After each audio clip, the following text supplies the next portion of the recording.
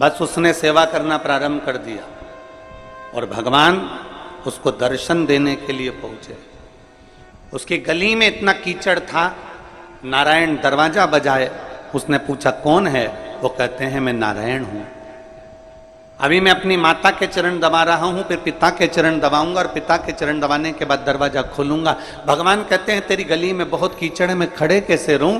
तो पौंडलिक ने खटिया के नीचे से एक ईंट उठाकर बाहर फेंक दी और भगवान से कह दिया कि इस पे खड़े हो जाओ। भगवान दोनों हाथ कमर पर रखकर उस पौंडलिक के लिए भगवान दरवाजे पर खड़े रहे। और जब पौंडलिक ने दर्शन किया, दर्शन करते से ही भगवान ने उसको जब दर्शन दिया तो भगवान ने कहा मांग पौंडलिक तुझे क्या चाहिए? पौंडलिक कहता है प्रभु इतनी कृपा करना, जो अपने माता पिता की सेवा करता हो उसके दरवाजे पर ऐसे ही दर्शन देते रहे।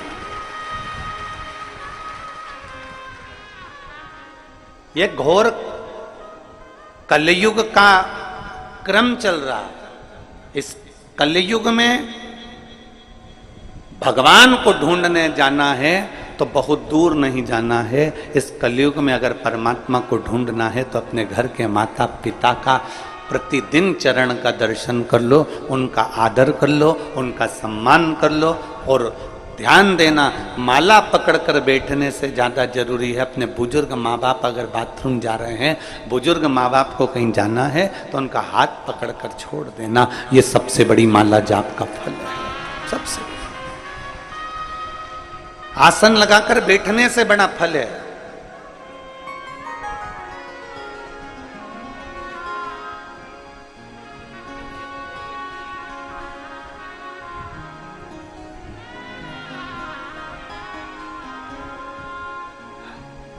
आप में से कई लोग तो हमको जानते हैं, हमारे सीहोर में मकान में आप जाएंगे तो उसमें एक हॉल है और नीचे 2 कमरे हैं और 2 कमरे ऊपर। 3 भाई, माता पिता सभी उसमें रहे। पिताजी थे तभी भी और माता जी हैं तभी भी। हम तीनों भाई का एक नियम है कि जब भी कहीं से आते हैं तो माता के पास में, पिता के पास, जब पिताजी थे तो माता पिता के पास में, अब माता जी तो माता जी के पास कम से कम आधा से 1 घंटा तीनों भाई बैठकर भगवत भजन करते, चर्चा करते।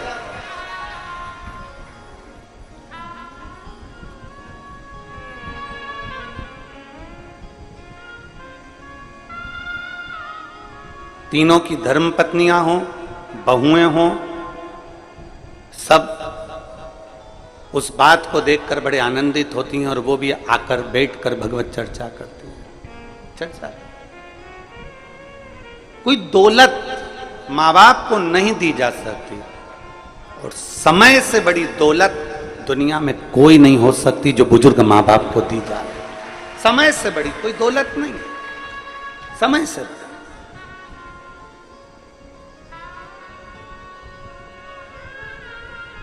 कोई कह दे तुमसे कि माला पकड़ लो तो कह देना भैया हमने माँ बाप का हाथ पकड़ रखा है।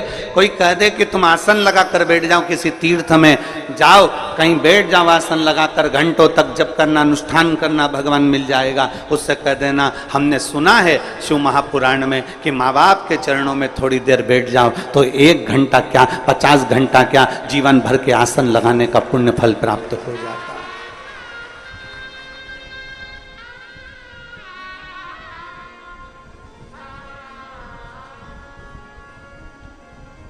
पुण्य हमारे भीतर जागृत हो जाए, हम एक पुण्य। और पीपल का वृक्ष बाद में बनना, बट वृक्ष बाद में बनना, पहले घर में तुलसी के वृक्ष जैसा तुलसी के पौधे जैसा बनने का प्रयास करिए। छोटा है, तुलसी का पौधा बहुत छोटा है पर इतना पवित्र है, इतना पवित्र है, बस उसके जैसी पवित्रता, उसके जैसी निर्मलता, उससे उसके जैसी एक आनंदता अपने भीतर उत्पन्न करो, अपने भीतर।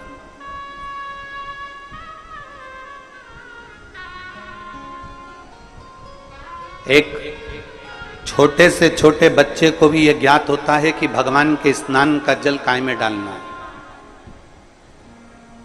आप अपने छोटे से बच्चे को बुलाओ, ए ललुआ इधर आ। अब ललुआ को बुलाया और उसके हाथ में भगवान का घर में स्नान कराया। गणेश जी, लड्डू गोपाल सब बैठे थे। सबको एक थाली में, एक बर्तन में, एक तारबान में बिठाकर तुमने नहला दिया। नहलाया हुआ पानी अपने बच्चे को दे दिया, छोटे से को, और कह दिया ले डालिया। तुमने ये नहीं बोला उस बच्चे को कि इसको कहां डालकर,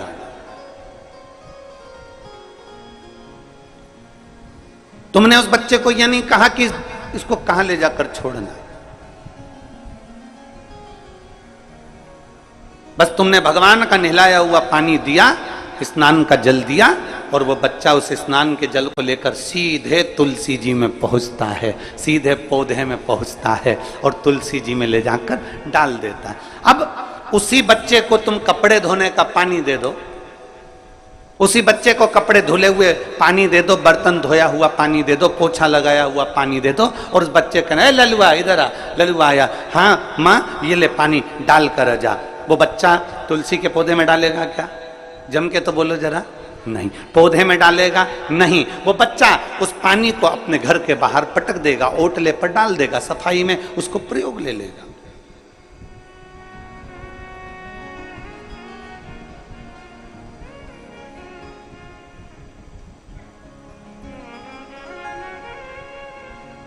लोग कहते हैं आज के समय में सनातन धर्म को लोग जानते नहीं हैं, पर यह व्यासपीठ कहती है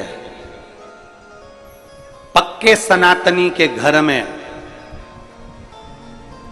सनातन के प्रत्येक व्यक्ति के घर में बच्चा बच्चा ये जानता है कि तुलसी के पौधे की पवित्रता कितनी होती है, पीपल के वृक्ष की पवित्रता कितनी होती है, बट वृक्ष की पवित्रता कितनी होती है, बेलपत्र के पौधे की, बेलपत्र के वृक्ष की पवित्रता कितनी होती है, वो जानता है।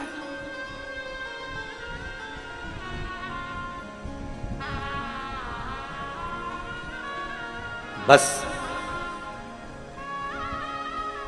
अपने धर्म को, अपने सनातन धर्म को, अपनी भक्ति को अंदर की ओर उतारना।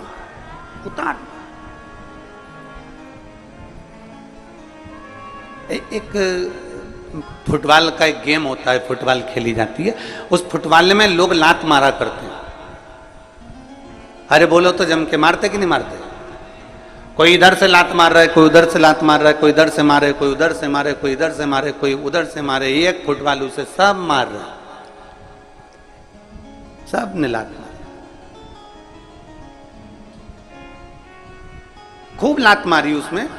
अब एक व्यक्ति बैठा था, उस व्यक्ति ने कहा, पूछा किसी से कि भैया ये फुटबॉल में लात मार रहे हैं, एक फुटबॉल में इतने सारे लोग लात मार रहे हैं, ये अच्छी बात है, इस फुटबॉल में इतनी लात क्यों पड़ रही है, इस फुटबॉल में इतनी लात क्यों मारी जा रही है?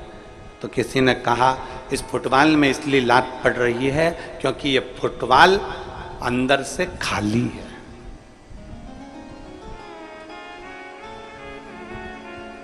ये फुटबॉल अंदर से खाली है। अगर इस फुटबॉल में सीमेंट भर दी जाती, पत्थर भर दिया जाता, इस फुटबॉल को अंदर से रेत से भर दिया जाता, तो किसी के बाप में दम होती जो लात मार देता। अरे बोलो तो जम के। फुटबॉल अंदर से खाली है तो उसको लात मारी जा रही है। फुटबॉल अंदर से खाली है इसलिए कोई इधर से लात मार रहा है, कोई उधर से लात मार रहा है, कोई इधर से लात मार रहा है, कोई उधर से लात मार रहा है। फुटबॉल में रेत भर दो, फुटबॉल में पत्थर भर दो, फुटबॉल में अगर थोड़ी मिट्टी भर दो, फुटबॉल में अगर कुछ भर दिया होता, सीमेंट आदि का आदि भर दिया होता, घोल भर दिया होता, उसमें वजन हो जाता, तो किसी में दम नहीं थी कि फुटबॉल में लात मार देते, लात टूट जाती पर वो फुटबॉल उचकती नहीं। खाली थी अंदर से इसलिए लात मारी जा रही थी, खाली थी अंदर से इसलिए उसको यहां से वहां लुढ़काया जा रहा था।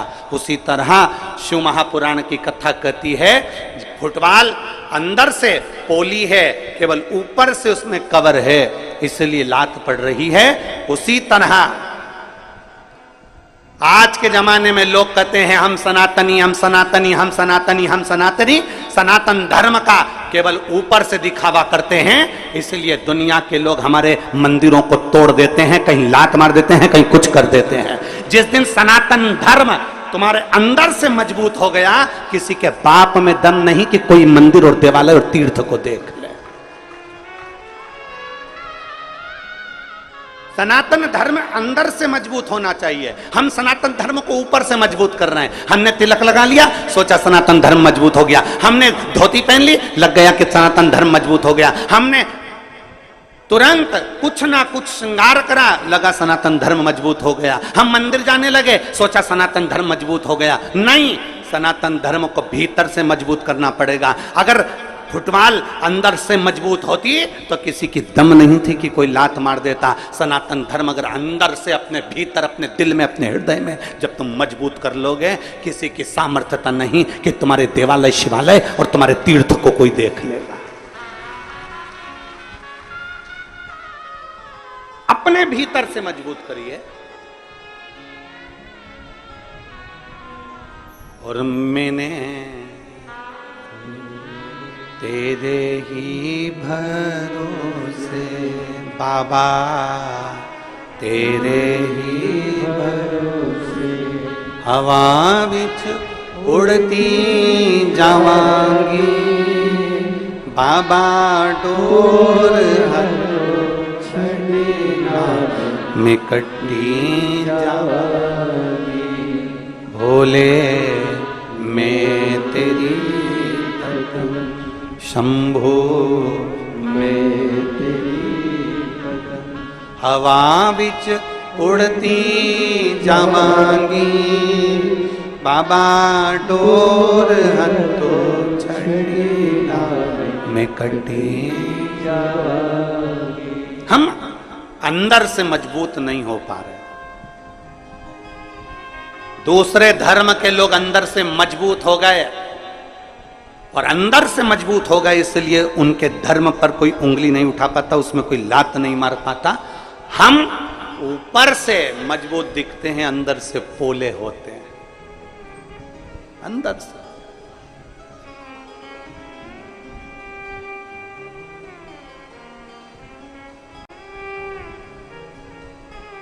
और उसको मजबूत करने के लिए आपके भीतर की निर्मलता, आपके भीतर की शुद्धता, आपके भीतर की सिद्धता, आपके भीतर का विनम्रता उसको मजबूत कर सकता है।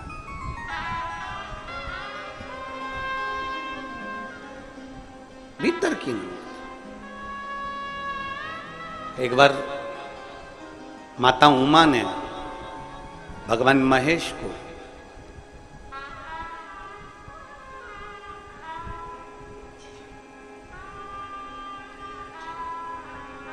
सौराष्ट्र की पवित्र भूमि पर भ्रमण करने के लिए बुलाया। माता उमा ने भगवान महेश को सौराष्ट्र की पवित्र भूमि पर भ्रमण करने के लिए बुलाया, जिस भूमि पर भगवान शंकर ने चंद्र को काया के रोग से मुक्त किया था। आज उमा महेश दोनों सौराष्ट्र की पवित्र भूमि पर भ्रमण कर रहे। हमेशा शंकर पार्वती नंदी पर बैठकर जाते थे। भगवान शिव और सती मैया नंदी पर बैठकर जाते थे, पर उमा और महेश दोनों आज त्रिशूल हाथ में लेकर, माता उमा और महेश दोनों हाथ में हाथ मिलाकर दोनों जा रहे हैं सौराष्ट्र की पवित्र धरा पर भ्रमण कर।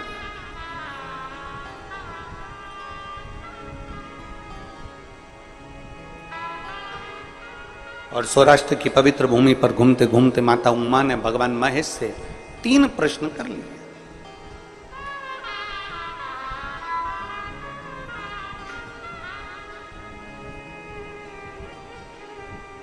माता उमा ने भगवान महेश से 3 प्रश्न किए। उसमें सबसे पहला प्रश्न था, प्रभु आपके भक्त का सबसे बड़ा लक्षण कौन सा होता है? मां उमा पूछ रही है पहला प्रश्न, आपके भक्त का सबसे पहला लक्षण कौन सा है?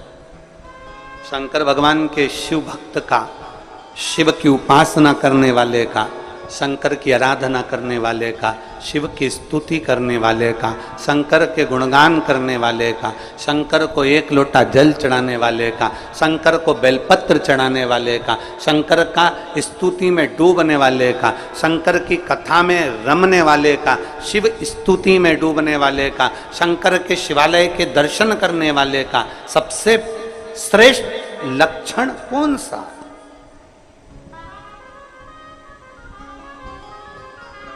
सबसे श्रेष्ठ लक्षण कौन सा? भगवान शंकर ने कहा, पार्वती मेरे भक्त का सर्वश्रेष्ठ लक्षण है विषम परिस्थिति में भी नम्र बने रहना, विषम परिस्थिति में भी नम्रता धारण करना। दुनिया आपकी कितनी भी विषम हो गई हो, दुनिया आपसे कितनी भी विषमता धारण कर रही हो, आपकी विषम परिस्थिति में भी आपकी नम्रता खत्म ना।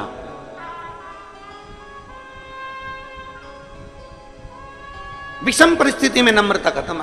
यहां पर रवि कृष्ण शास्त्री जी बैठे हैं विदिशा वाले, मैं आपको एक चीज के लिए धन्यवाद दूंगा। मैं वहां से जब विदिशा से चलने पर हमने आशीष जी को भी ये बात कही कि आयोजन के प्रति सबको टेंशन चल रहा था और सब कुछ ना कुछ अपनी अपनी भाषाओं में लगे हुए थे। कोई कुछ कह रहा था, कोई निंदा, कोई अच्छा, कोई बुरा, कोई सब चल रहा था। पर मैं आपको रवि कृष्ण शास्त्री जी धन्यवाद दूंगा आपको कि कितनी भी विषम परिस्थिति रही पर आपके चेहरे की हंसी नहीं गई। ऐसा शिव भक्त ही होना चाहिए, प्रसन्नता नहीं गई आप।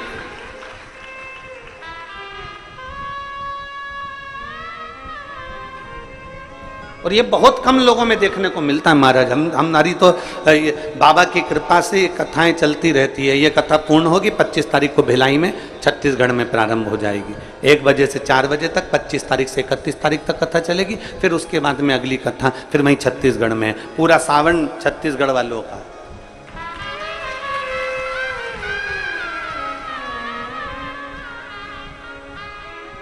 और सावन यहाँ चालू हो जाएगा तो बाबा का कांवड़ मेला चालू हो जाता है। आसपास के गांव के लोग, शहर के लोग अपने अपने गांवों से कांवड़ भरने के लिए लेके आते हैं अपने अपने गांव की, और शिव जी को चढ़ाना चालू कर देते हैं कुबेरेश्वर महादेव।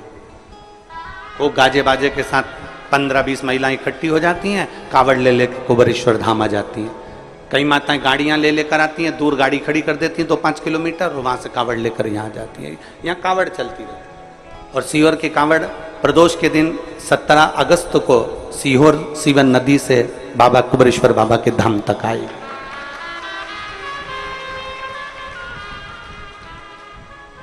ढेर जगह जावे, अनेक जगह जावे, पर ये विषम परिस्थिति में भी जो मुस्कुरा दे, विषम परिस्थिति में भी जो ठंडा है, विषम परिस्थिति में भी जो कूल है, विषम परिस्थिति में भी जो नम्रता का भाव धारण कर ले, तो समझ लेना कि वो शंकर का श्रेष्ठ भक्त हो ही सकता। विषम परिस्थिति, इसकी एक कथा आती है बड़ी सुंदर। मेरे महादेव कह रहे हैं, मेरे महादेव ने पार्वती मां उमा से कहा, उमा सुन, एक व्यापारी के पास में 2 हीरे थे।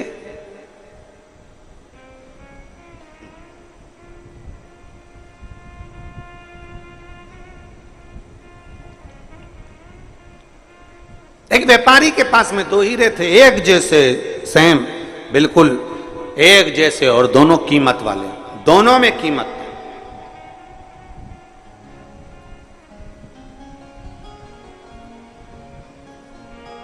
अब वो व्यापारी की एक आदत थी, प्रत्येक नगर में जाता और दोनों हीरों को रख देता, और नगर के राजा के पास में नगरवासियों से कहता है, एक हीरा इसमें असली है और एक हीरा इसमें नकली है। इसमें एक हीरा असली है और एक हीरा नकली है। अब आप जो बता देगा कि असली हीरा कौन सा है और नकली हीरा कौन सा है, उसको मैं ये कीमती हीरा फ्री में दे दूंगा। और नहीं बता सकते तो हीरे का पैसा तुम्हें मुझे देना पड़ेगा। हीरे का पैसा तुम्हें मुझे देना पड़ेगा। इसमें बताओ असली हीरा कौन सा और नकली हीरा कौन सा। सारे नगर नगर में जाता, कोई असली और नकली को पहचान नहीं पाता। कौन पहचान? कोई परखदार हो ना। एक बात बहुत अच्छे से याद रखिएगा, घी नकली होगा ना, चल जाएगा। ओ मेरी जीजियों, अच्छे से समझ लेना, और मेरे जीजा होंगे और बेटी बेटा भी। घी नकली होगा, चल जाएगा।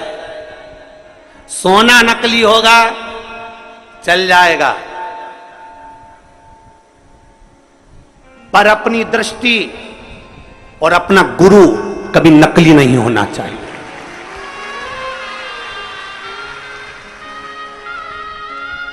घी नकली है ना, चलेगा। सोना नकली है, चलेगा। बीज नकली है, चलेगा। अन्न नकली है, चलेगा। पर अपनी दृष्टि और अपना गुरु नकली नहीं होना चाहिए।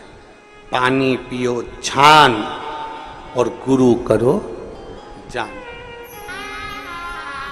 बहुत सोचना समझना, ये नहीं कि 1 साल 2 साल हमने किसी को परख लिया और गुरु कर लिया ना।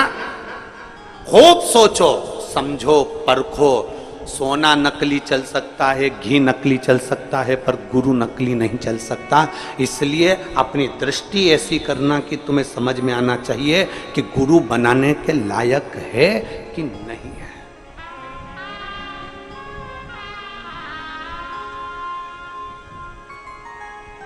दृष्टि समझ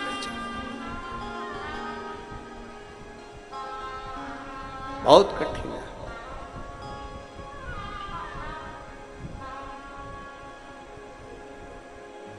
महाराज, आज के जमाने में असली घी नहीं मिलता। आज के जमाने में असली चांदी नहीं मिलती। आज के जमाने में असली कपड़ा नहीं मिलता। आज के जमाने में असली कोसा नहीं मिलता। आज के जमाने में असली चप्पल जूता नहीं मिलता। आज के जमाने में असली खाने का सामान नहीं मिलता। तो आज के जमाने में असली गुरु मिलना कितना कठिन होगा, जरा विचार करिएगा। छांटना पड़ेगा, देखना पड़ेगा, रमना पड़ेगा, ना जाने कितनी कितनी दृष्टियों से सोचना पड़ेगा, तब मिलेगा।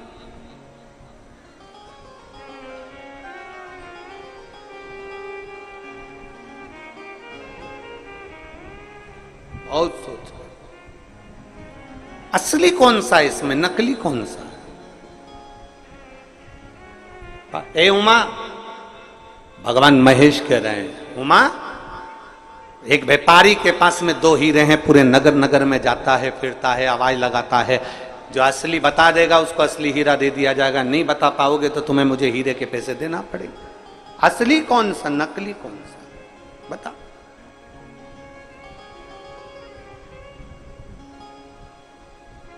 हमारे मालवा के संत श्री पंडित श्री कमल किशोर जी नागर जी महाराज अपनी भाषा में कहते हैं, हीरा को परखइयो राम कोई नहीं।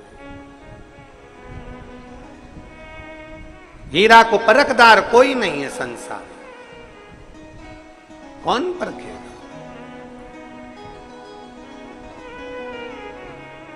कुछ को परखोगे, कैसे परखोगे? परख के नेत्र चाहिए। अपने नेत्र जितने परखैया होंगे उतना उतना हम असली गुरु को पहचान सकेंगे। इसलिए पहले दिन की कथा में कहा था, कहीं मत भटको, शंकर के शिवालय में जाओ, अपना हाथ लगाओ, बेलपत्र चढ़ाते हुए कह दो कि मैंने आज से आपको अपना गुरु बना लिया है, शिव मेरा गुरु है। मैंने इंसान को नहीं, मैंने ईश्वर को गुरु बनाया है। शिव मेरा गुरु है, मैं शंकर की और शंकर मेरा है। किससे जाकर कहूंगी अपने दुखड़े को, किससे कहूं मैं जाकर अपनी तकलीफों को? मेरे ना जाने कहां कहां जाकर मुझे बोलना पड़ेगा, किसको कहूंगी, फोन लगेगा ना लगेगा, किससे कहूं? उससे अच्छा है मेरे शंकर को मैंने गुरु बना लिया। कंकर उठाऊंगी, हाथ में रखूंगी, पानी चढ़ाऊंगी और उससे अपने दिल की बात कह दूंगी तो मेरा महादेव सुनेगा, और सुनेगा तो मेरे दुख को हरने के लिए दौड़ कर आएगा। और अंत समय प्रभु आना पड़ेगा, वचन दिया तो निभाना पड़ेगा।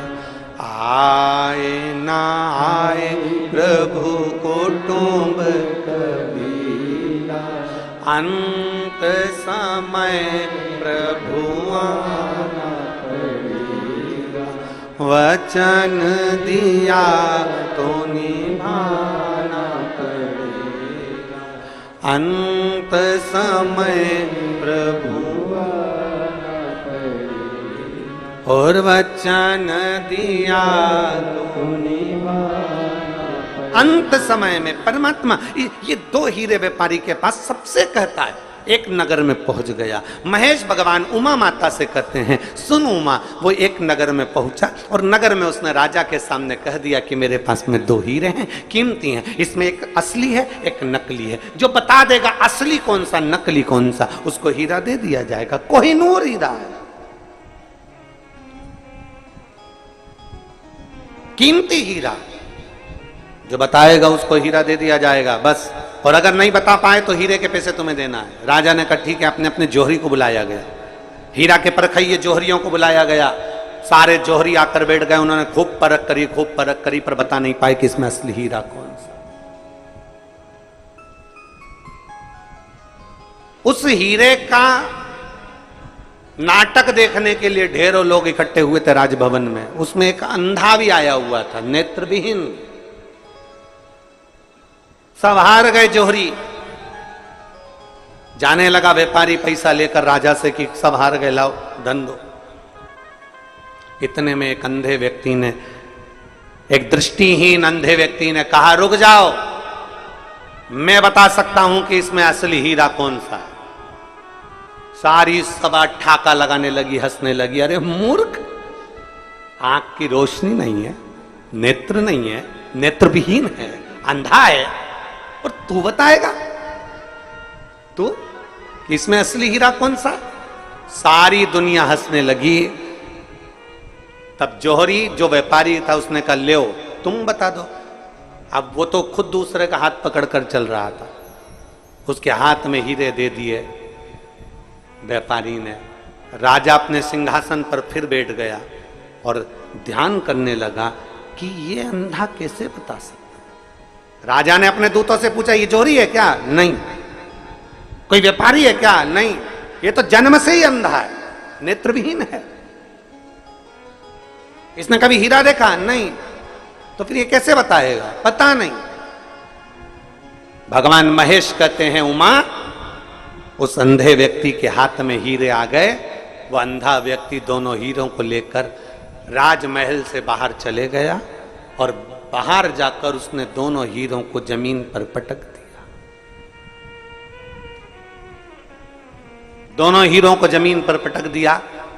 साथ वाले से कहा कि हीरा लाकर मुझे दे दे। थोड़ी देर बाद उसने हीरे लाकर दिए। उसने दोनों हीरों को हाथ में लिया और हाथ में लेते से ही उस अंधे व्यक्ति ने कह दिया, ये हीरा असली है और ये हीरा नकली है। ये हीरा असली है और ये हीरा नकली है। उस व्यापारी ने अंधे व्यक्ति से पूछा, तुम कैसे कह सकते हो कि ये हीरा असली है और ये नकली है? तो उस अंधे व्यक्ति ने कहा, मैंने दोनों हीरे रोड पर फेंक दिए, जमीन पर फेंक दिए। इसमें से जो कांच था वो गर्मी से तपकर गर्म हो गया था और जो असली हीरा था वो ठंडा की ठंडा रह गया था।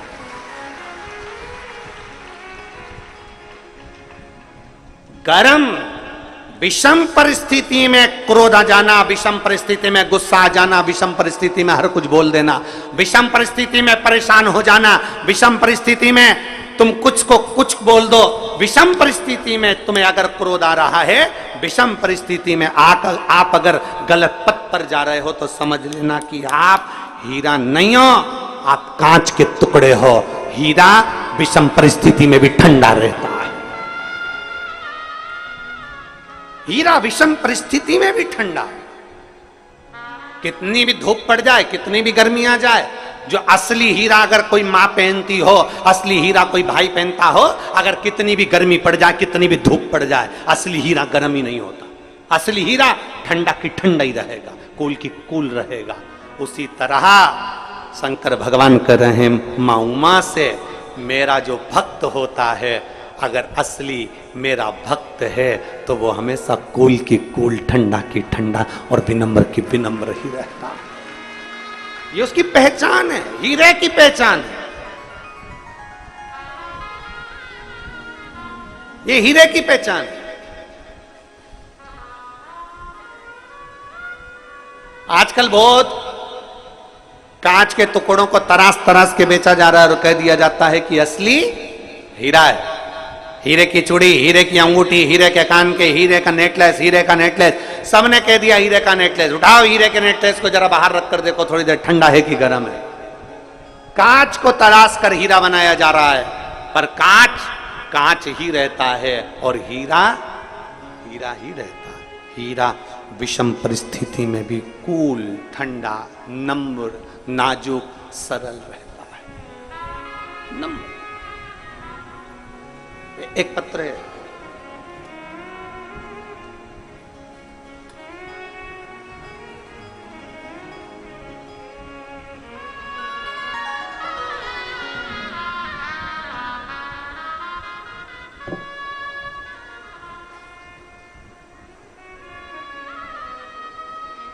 मेरा नाम ममता कुमावत है।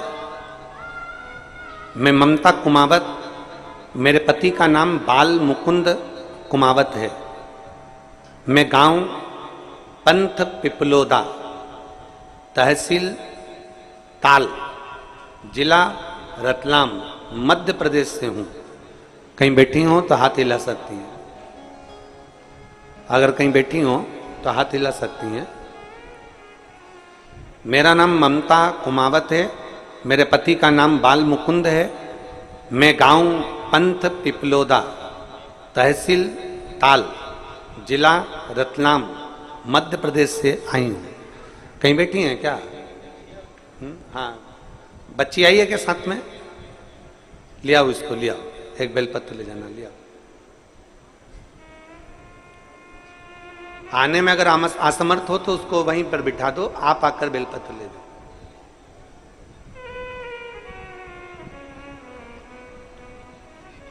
– 2019 में मेरी इस बेटी की तबीयत इतनी ज़्यादा खराब हो गई थी, जयाश्री कुमावत की, कि ना पाँव से चल पाती थी, ना हाथ हिल पाता था, ना सुन पाती थी, ना बोल पाती थी, ना बैठ पाती थी, पलंग पर पड़ी रहती थी। शरीर का कोई, इसका पांव, हाथ, इसकी दृष्टि, इसकी श्रवण शक्ति, इसका बोल, इसका सुनना, इसका रोटी खाना, पानी पीना, कुछ भी नहीं कर सकती, केवल पलंग पर पड़ी ही रहती थी। इसको ऐसी बीमारी हो गई थी जिसका कोई हल डॉक्टर के पास भी नहीं था। डॉक्टरों ने तो कह दिया था कि इसको घर ले जाओ, जितना दिन सेवा बन सके उतना दिन कर। 2019, 2020, 2021 इसकी तबीयत और गिरती रही और यह पलंग पर पड़ी की पड़ी रही। पहली बार हमने 2022 में आपकी कथा सुनी और हमने सुनते से ही उसी समय पर आपकी कथा गुरु पूर्णिमा की सीहोर में हो रही थी। तब हम 11/7/2022 को गुरु पूर्णिमा के समय पर कथा सुनने के लिए पंडाल में आ गए और एक दिन की कथा हमने गुरु पूर्णिमा की सुनी और सुनने के बाद बाबा के कंकर शंकर की पूजन कर कर, जल चढ़ाकर, बेलपत्र लेकर चले गए। घर जाकर हमने बेलपत्र बच्ची को दिया और जल चढ़ाना प्रारंभ कर दिया। इतने सालों के बाद 2019 से लेकर 20, 21, 22 तक वो उठकर खड़ी नहीं हुई, बैठी नहीं, ना खा पाती, ना बोल पाती, ना सुन पाती। 2022 पर जब हम पहली बार गुरु पूर्णिमा उत्सव करने के लिए आए, एक दिन की कथा सुनकर जब हम गए, बाबा की ऐसी कृपा हुई गुरुदेव कि मेरी बेटी खुद पलंग पर बैठी और चली भी और हाथ से काम भी करना प्रारंभ करा। उसकी सुनने की शक्ति, देखने की शक्ति और बोलने की शक्ति भी आई। मैं बाबा को, मेरी बेटी इतनी भी खड़ी हो गई ना गुरुदेव तो मुझे संतुष्टि है, क्योंकि उसको पड़ी हुई देखती थी तो आंख में आंसू भर आता था। इतने सालों के बाद मेरी बेटी उठकर बैठी, मैं बाबा को धन्यवाद देने के लिए आई। ये शिव तत्व है, योग है। एक विषम परिस्थिति में भी अगर आपका चित्त, आपका मन भगवान में रमा हुआ है, एक विषम परिस्थिति में भी आप भगवान के, वो लिख रही है कि ये कभी उठ भी नहीं सकती थी, ये डॉक्टर के हिसाब से केवल पलंग पर पड़ी रहती थी, खुद उठी, खुद बैठी, और शिव कृपा से ये चली भी। ये शिव भक्ति है, इसको ओघड़नाथ की भक्ति कहते हैं। जो 19, 20, 21, 22 तक भी जो ना चल पाई हो और डॉक्टर के हिसाब से पलंग पर केवल पड़ी रहना है, ना चलेगी, ना बैठेगी, ना हाथ पाँव न सुन सकेगी, ना बोल सकेगी, ना देख सकेगी। और शिव की भक्ति जब हमने दिल से करी है तो वो शंकर भी दिल से देता जरूर है, उसके दरवाजे से कोई खाली जाता नहीं। कौन खाली जाता? और खाली ना जाता कोई दर से तुम्हारे। एक बात इन्होंने लिखी, पहले पूरी अच्छी थी, पर एक बीमारी जो डॉक्टर के पास भी उसका हल नहीं है, वो बीमारी से ग्रसित हो गई, बीमारी से ग्रसित, 3-4 साल नहीं उठी, पड़ी रही, उठ ही नहीं सकती, बैठ भी नहीं सकती, हाथ पैर भी नहीं हिला सकती, सुन बोल भी नहीं सकती। एक विश्वास, आपने शिव के मंदिर जाना प्रारंभ कर दिया। और खाली ना जाता कोई दर से तुम्हारे, खाली ना जाता कोई दर से तुम्हारे, मैं भी खड़ी हूँ बाहें पसारे अपने से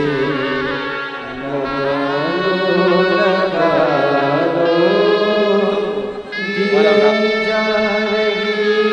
लो, जोरदार ताली बजाओ इस बेटी के लिए जो इतना परिश्रम, इतनी मेहनत।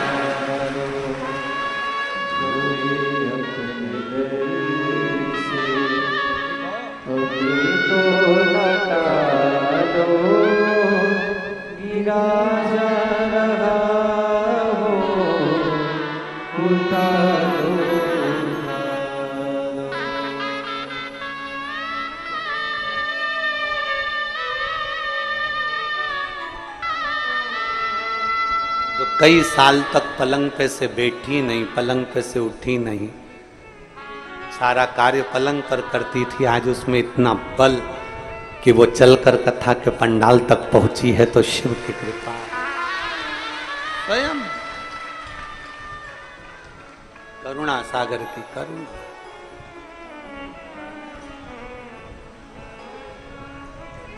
शंभु। और रिश्ता तेरा मेरा सबसे प्यारा, रिश्ता तेरा मेरा सबसे प्यारा, तू मेरा बाबा, मैं हूँ तेरा लाला, मैं हूँ तेरा लाला, तू मेरा बाबा, मैं हूँ तेरा लाला, मैं हूँ तेरा लाला, तेरे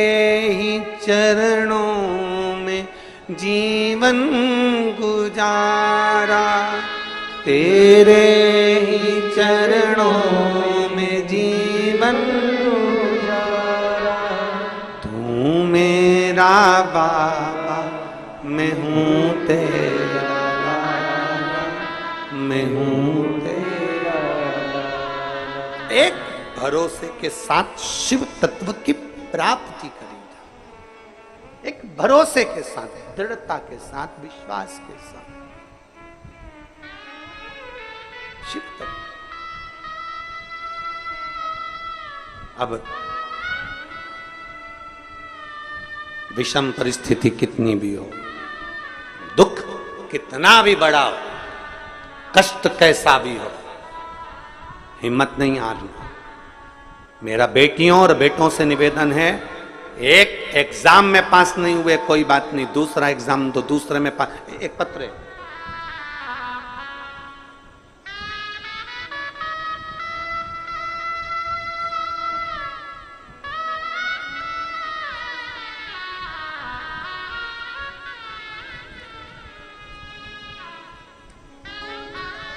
मुस्कान नेमा, पता नागेश्वर मंदिर के सामने, छिंदवाड़ा, मध्य प्रदेश।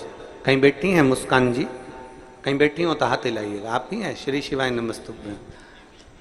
आइए, पहले आपको बधाई, बहुत बहुत पधारिए। मैं मुस्कान नेमा, पता नागेश्वर मंदिर के सामने, छिंदवाड़ा से आई हूं।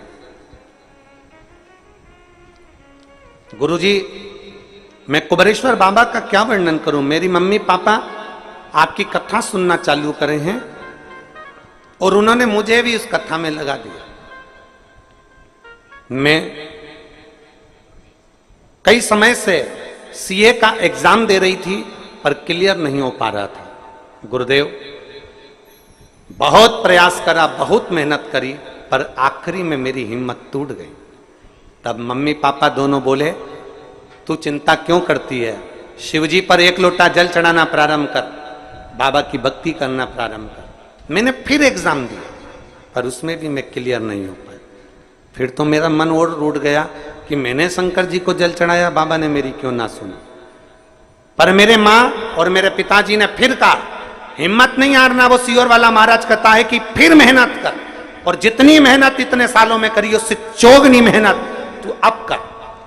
और मेरे माँ बाप ने आपके बारे में बताया कि वो कहते हैं कि चौगुनी मेहनत कर और पीछे मत हटना। बाबा को एक बेलपत्र शहद लगाना और बाबा का भजन करते करते जाना, आखिरी में बाबा देख लेगा। मेरी बेटी ने पशुपतिनाथ का व्रत किया, मेहनत करी और खूब मेहनत करी, और मेहनत के साथ में एक बेलपत्री शंकर भगवान को चढ़ाकर फिर श्री शिवाय नमस्तुभ्यं बोलते हुए समी पत्र का प्रयोग करते हुए गई। आज मेरी बेटी बाबा की कृपा से सीए बन गई और बाबा ने उस पर करुणा कर दी। मैं शिव को धन्यवाद देने के लिए, शिव तत्व की प्राप्ति, एक संघर्ष, एक आपका परिश्रम, एक आपकी मेहनत,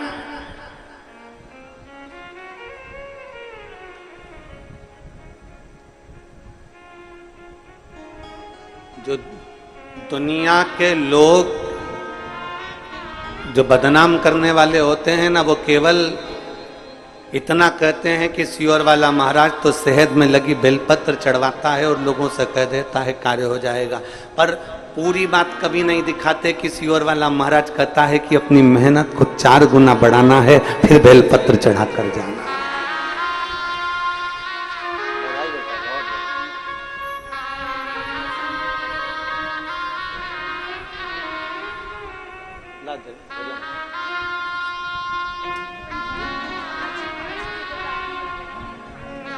ध्वजा लेकर आई है बाबा की, बहुत बहुत साधु था।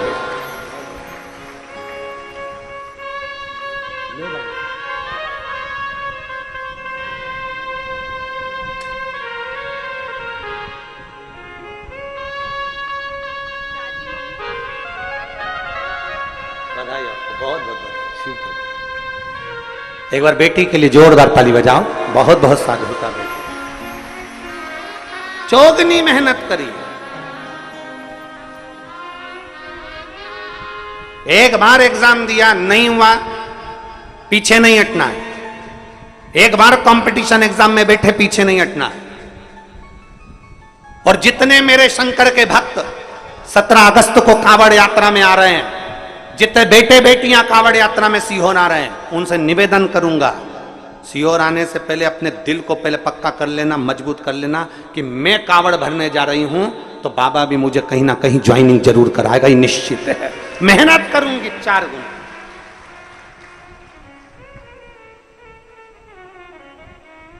जब 17 अगस्त को आप कांवड़ भरने आए तो आपके अंदर एक अलग से एनर्जी होना चाहिए, एक अलग से बल होना चाहिए कि मैं यहां कांवड़ चढ़ाने के बाद जाऊंगी और खूब मेहनत करूंगी, खूब मेहनत। और मेरा विश्वास करता है मैं उत्तीर्ण होकर रहूंगी, आगे बढ़कर रहूंगी। एक उत्साह, एक उमंगता। एक पत्र देखिए,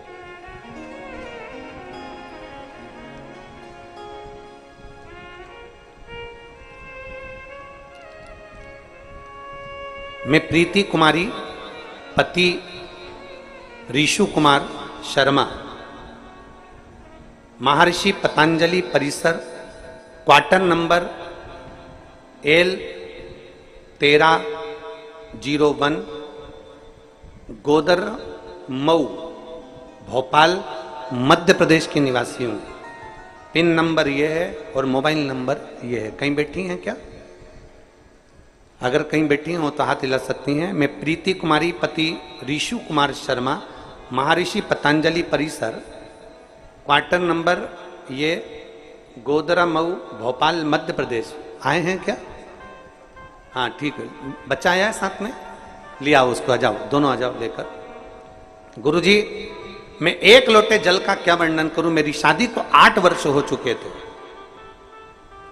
मेरे पति आर्मी की नौकरी कर रहे हैं। हम बहुत सारे हॉस्पिटल में, चाहे वो आर्मी का हॉस्पिटल हो, चाहे सिविल हॉस्पिटल हो, सारे हॉस्पिटलों में हमने इलाज करवाया, चेक करवाया, पर संतान का सुख डॉक्टरों के हिसाब से नहीं था। डॉक्टरों ने मना कर दिया था, तुम्हारे यहां औलाद नहीं होगी। अब बड़ा टेंशन मन में आ गया कि संतान का सुख नहीं, धीरे धीरे करते 1 साल, 2 साल, 3 साल, 4 साल, 5 साल, 6 साल, 7 साल, 8 साल ऐसे निकलते चले। तब मेरी सासू माँ टेलीविजन पर आपकी कथा सुनना प्रारंभ करी और मेरी सासू माँ ने एक ही बात कही कि तू एक काम कर, सीहोर चली जा और वहां से कंकर उठा कर लिया, और वहां का कंकर शंकर माना जाता है, उसकी पूजन करना। मुझे कंकर शंकर के बारे में बताया। मैं कंकर शंकर लेने कुबरेश्वर धाम आ गई और यहां से रुद्राक्ष और कंकर शंकर लेकर चली गई। टीवी पर आसन लगाकर सामने बैठकर कथा सुनती आपकी, और बाबा पर भरोसा कर कर पशुपतिनाथ का व्रत करना प्रारंभ करा। जहां पर सारे हॉस्पिटल वालों ने मना कर दिया था कि तुम्हें संतान नहीं होगी, मैं बाबा के आज छाती ठोक कर कहती हूं 6 अप्रैल 2024 को मेरे यहां पर पुत्र रत्न की प्राप्ति हुई, जिसका नाम मैंने शिवाय रखा है, जिसका नाम मैंने शिवाय रखा है। और मेरे बाबा के चरणों में मैं प्रणाम करने के लिए आई हूं। लाइन अच्छी लिखी है, आप और हम सब मिलकर गुनगुनाते हैं। खाली ना जाता कोई दर से तुम्हारे, खाली ना जाता कोई दर से तुम्हारे,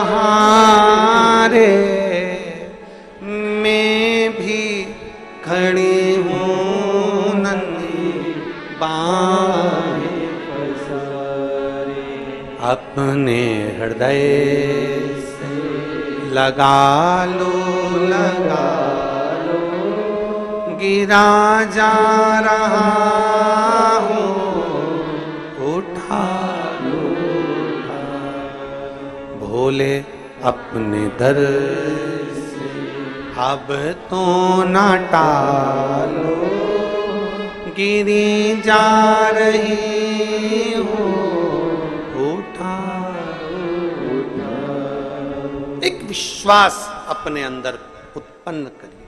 विषम परिस्थिति है, माना कि कोई विषम परिस्थिति में हम घिरे हुए हैं, पर हारना नहीं है।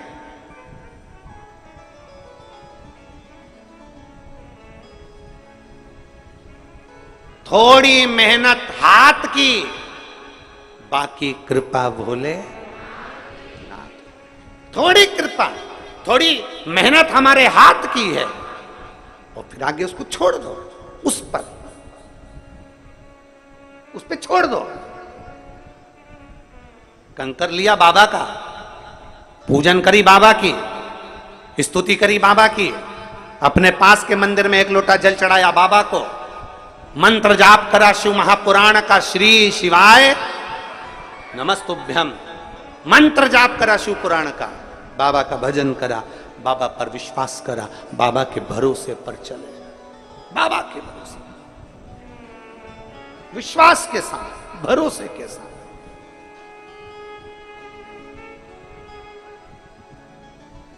फिर कैसे रह सकते?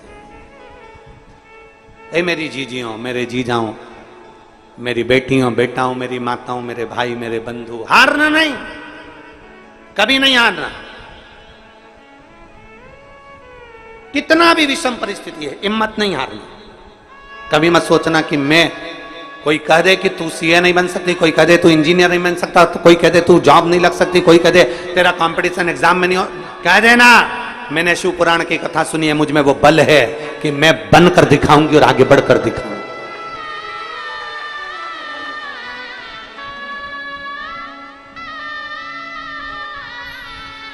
शंभू शंभू शंभू,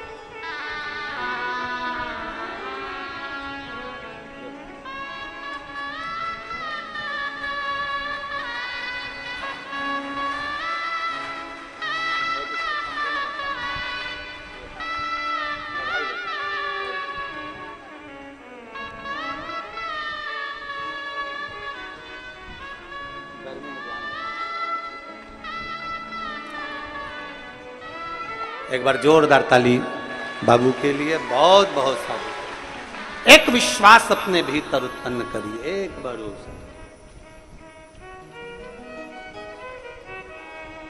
विश्वास और भरोसे के बल पर शिव तत्व हमें प्राप्त जरूर होता है। और जब हमारा भरोसा दृढ़ हो जाए,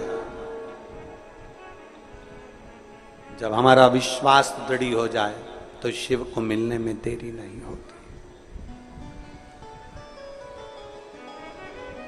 शिव को मिलने में देरी नहीं होती। यहां सब समाहित है, सब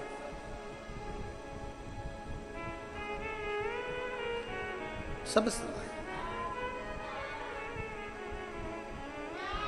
और तेरे डमरू की धुन सुन के मैं काशी नगरी आई हूँ। तेरे डमरू की धुन सुन के मैं काशी नगरी आई हूँ। तेरे डमरू की धुन सुन के मैं काशी नगरी आई हूँ। तेरे डमरू की धुन सुन के मैं काशी नगरी आई हूँ। मैं काशी नगरी आई हूँ। मैं काशी नगरी आई हूँ। मैं काशी नगरी आई हूँ। मैं काशी नगरी आई हूँ।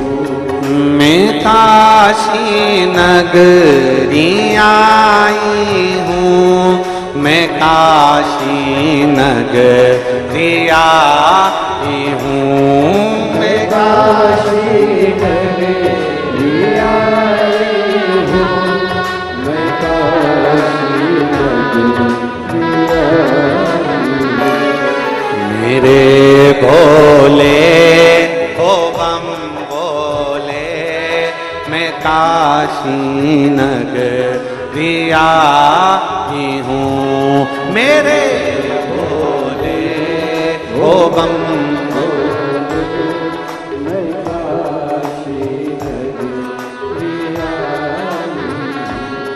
बड़े भाव से दोनों हाथों से पीछे वाले भी।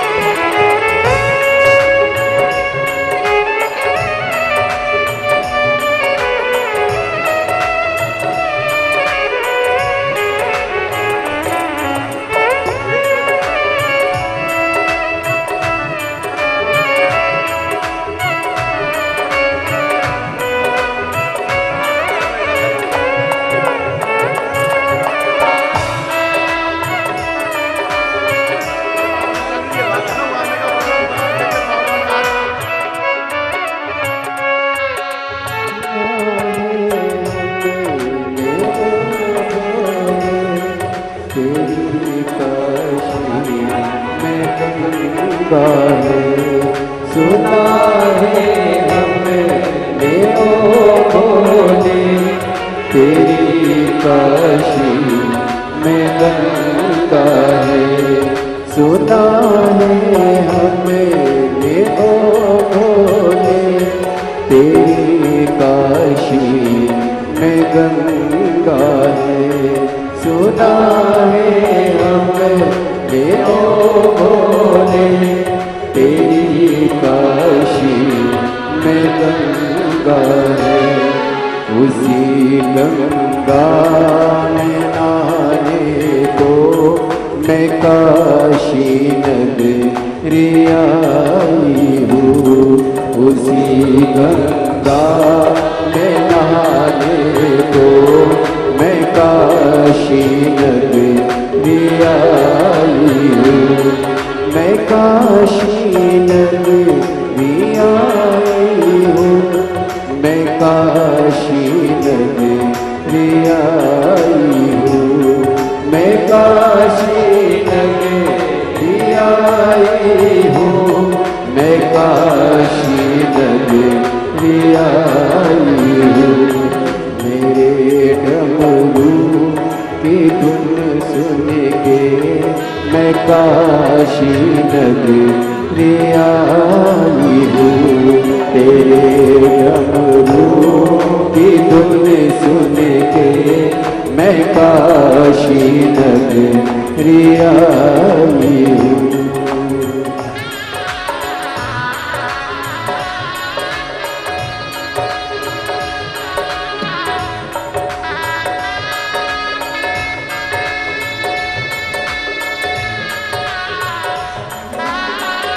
हाथ हिला सकते हैं।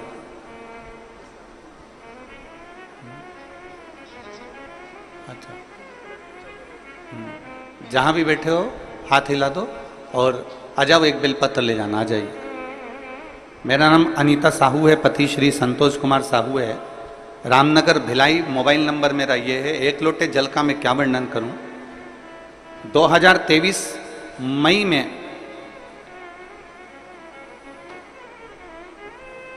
अचानक से स्वास्थ्य खराब हो गई। 10 दिन तक मैंने खाना नहीं खाया। सेक्टर नंबर 2 हॉस्पिटल में भर्ती थी। सोनोग्राफी MRI में पता चला कि लीवर में 9 mm का एक गठान और कैंसर हो गया। गठान होती ना गुरुजी तो दुख नहीं होता, पर साथ में कैंसर हो गया। उसके बाद मेरे पति ने सारे हॉस्पिटलों में जांच कराया तो मालूम पड़ा कि वो कैंसर की बीमारी है और ज्यादा ही तकलीफ है, ज्यादा समय के जीवित नहीं है। शिव जी पे मेरे पति ने जल चढ़ाना प्रारंभ करा। जल लाकर मुझे पिलाना चालू करा, बेलपत्र मुझे देना चालू करा। डॉक्टर का भी इलाज, जैसे आप कहते हो ना कि डॉक्टर शिव का रूप है तो डॉक्टर का भी इलाज चलने दो, डॉक्टर का इलाज जरूर करो। हमने डॉक्टर का भी इलाज करा। डॉक्टर ने दवाइयां दे दी, पर डॉक्टर का कहना था कि इसका ऑपरेशन सफल हो ना हो वो पता नहीं। अब करें तो करें क्या। डॉक्टर कहते हैं कि अब तो उस ईश्वर पर भरोसा। मेरे पति ने भी आपकी कथा पर भरोसा करा और मैंने भी आपकी कथा पर भरोसा करा। सीहोर गए, रुद्राक्ष लाए, उस रुद्राक्ष को तांबे के कलश में गलाते, उस पानी को शिव जी को चढ़ाकर पीना चालू करा। करते करते 1 महीना पूरा हो गया। 1 महीने के बाद जब हम डॉक्टर को दिखाने के लिए गए तो जो 9 mm की कैंसर की गांठ थी वो 5 mm की हो गई थी। गुरुदेव, जब 5 mm की गांठ हो गई तो डॉक्टर ने भी पूछा कि तुमको कौन सी दवाई लग रही है। हमने डॉक्टर से कहा हम बेलपत्र खा रहे हैं, रुद्राक्ष का जल पी रहे हैं। डॉक्टर ने दवाइयां फिर दी और फिर वापिस हमने वही जल को पीना प्रारंभ करा। जो डॉक्टर कह रहे थे कि तुम्हारा कैंसर बड़ा विचित्र है लीवर पर, तो जब विचार करा तब वापिस उसको पीना चालू करा और बाबा की कृपा से आज सारी दवाइयां बंद है, केवल बेलपत्री और रुद्राक्ष का जल पीती हूं और डॉक्टर ने सब दवाइयां बंद कर दी। मेरा शरीर ठीक है और मेरा कैंसर समाप्त हो। मैं शिव को प्रणाम करती हूं। लाइन अच्छी लिखी है आप और हम सब गुनगुनाते हैं। शंभु शरणे मांगू घड़ी रे, दुख काटो दया करी दर्शन आपको। एक विश्वास शिव के प्रति जागृत हो।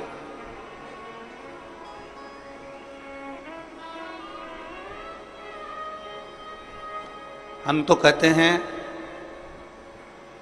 जैसे ये कथा बोलबम सेवा एवं कल्याण समिति करा रही है, दया सिंह जी इस कथा को आयोजित किए हैं। अमलेश्वर में कथा हुई, साहू जी खंडेलवाल जी आयोजित किए। इस 6 नंबर सेक्टर में पहले कथा हुई, विनोद सिंह जी इस कथा को कराए थे। फिर एक कथा और हुई थी भिलाई में जो एक समिति ने कराई थी।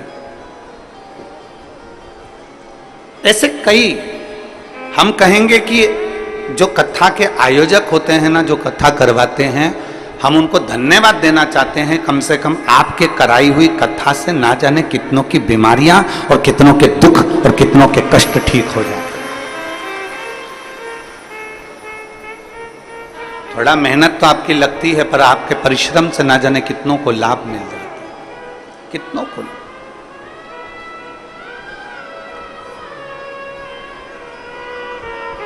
शिव तत्व की प्राप्ति है।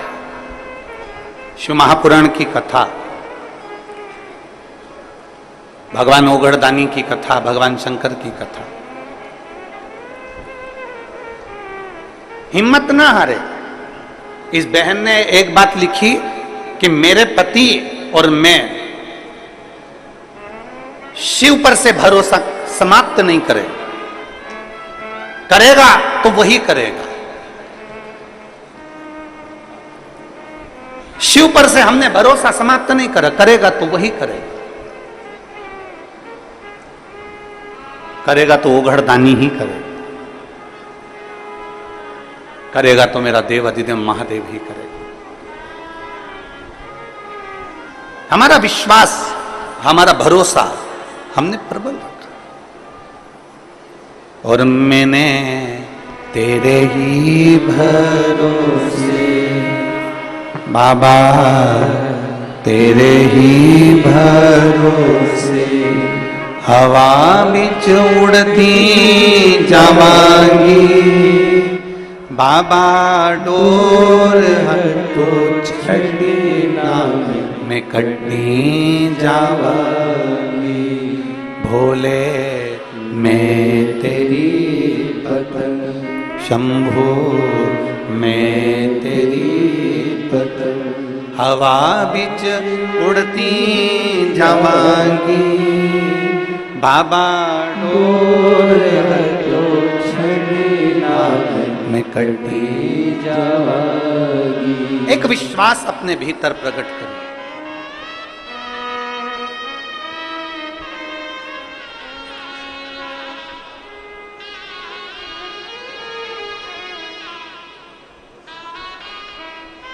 बेटा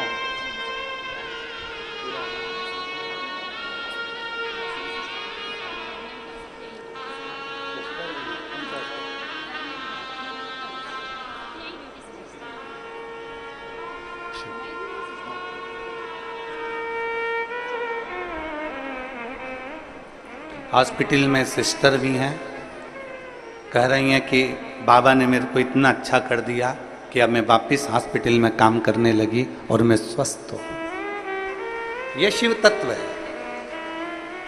अर्शिला तो कौन अतिथि आए उनका लिख के ला दीजिए। ये शिव तत्व है, ये ओघड़ी है, ये शंभु है, त्रिकालदर्शी है।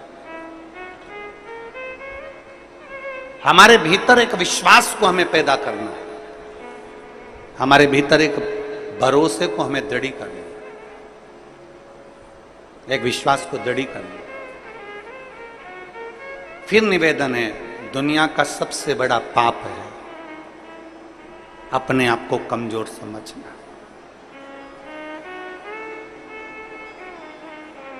पार्वती मैया जब बाल्यावस्था की थी तब साधना में माता पार्वती जी डूबी रही।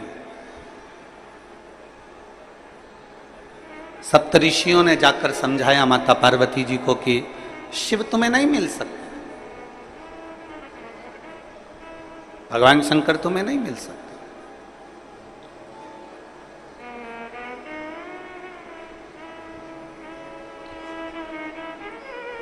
बहुत परीक्षा ली गई माता पार्वती जी की, बहुत,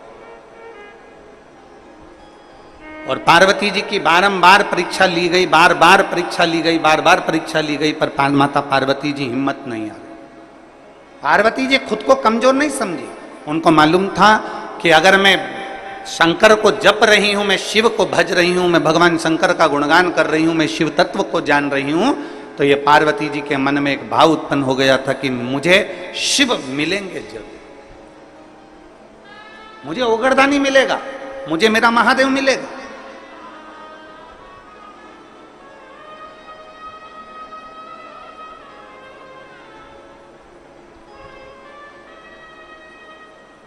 और ध्यान दें, शिव को पाने की ललकता आपके भीतर होना चाहिए।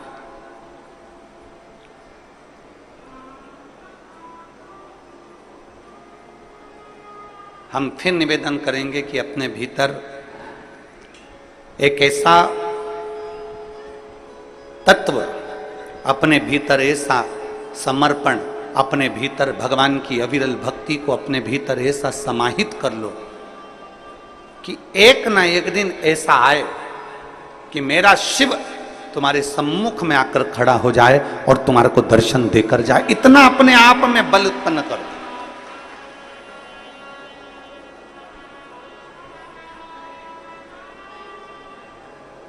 और हो सकता है। हम आपसे पूछें, अभी चीटा देखा है? चीटा बोलते हैं कि मकोड़ा बोलते हैं? यहां पे क्या बोलते हैं, चीटा की मकोड़ा? अरे जम के तो बोलो, चीटा ना। चीटा जब जन्म लेता है तो उसमें पंख रहते हैं क्या? जम के बोलो जरा। नहीं रहते। चीटा जब जन्म लेता है तो उसमें पंख नहीं रहते, पर चीटा अपने कर्म में लगा रहता है, अपने कार्य में लगा रहता है और कर्म करता रहता है, कार्य करता रहता है, करता रहता है, करता रहता है, करता रहता है, करता रहता है। धीरे धीरे धीरे धीरे चीटे में पंख आ जाते हैं। देखे आप लोगों ने चीटे में पंख?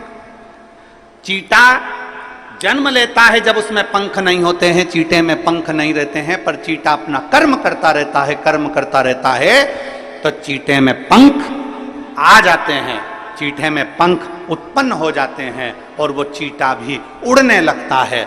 जरा विचार करना, चीटा अपना कर्म करता रहता है तो एक दिन परमात्मा उसको भी पंख लगा देता है, और यदि आप अपने कर्म के प्रति जागरूक हो जाएंगे तो वो परमात्मा आपको भी पंख लगाकर आगे बढ़ा है, आपको अपनी मंजिल तक पहुंचा दे।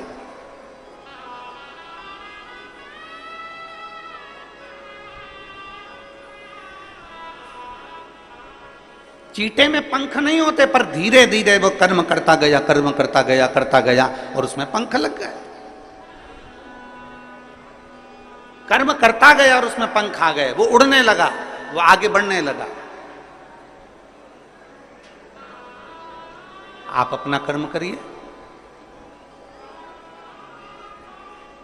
जिस कर्म में आप लगे हुए हो प्रबलता से उसमें लगे रहिए, उसमें लगे। जिस कर्म को आप करना चाहते हो उसको कर्म को आप प्रबलता से करते रहिए। एक दिन मेरा परमात्मा भी आपको उड़ान देगा, एक दिन मेरा परमात्मा, मेरा भोलेनाथ भी आपको उन्नति की सीढ़ी पर चढ़ा देगा। आप कर्म के प्रति जागरूक तो रहो। आप कर्म के प्रति जागरूक नहीं और सोचें कि हम बहुत कुछ कर लें, हम बहुत ऊंचे उठ जाएं, हम बहुत आगे बढ़ जाएं, तो शिव महापुराण की कथा कहती है कर्म प्रधान है, आपका कर्म पहले करना है। श्रीमद् भगवत कहती है, श्रीमद् भगवत गीता कहती है, श्रीमद् भागवत कहती है, रामचरितमानस कहती है, विष्णु पुराण कहती है, गर्ग संहिता कहती है, स्कंद पुराण कहती है, नर्मदा पुराण कहती है, लिंग पुराण कहती है। ऐसी कोई पुराण नहीं जो कर्म की प्रधानता नहीं बताती। प्रत्येक पुराण कर्म प्रधान है और प्रत्येक पुराण कहती है कि आप अपने कर्म में जागरूक रहिए, आप अपने कर्म में प्रबलता बनाकर रखिए।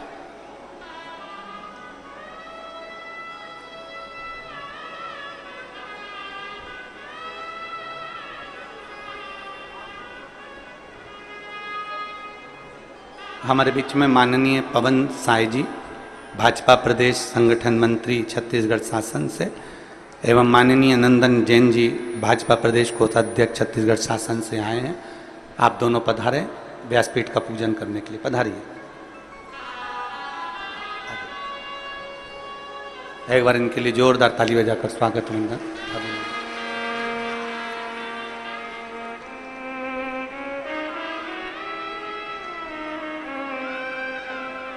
एक चीटे में भी पंख आ सकते हैं, बस उसमें कर्म की लगनता होना चाहिए।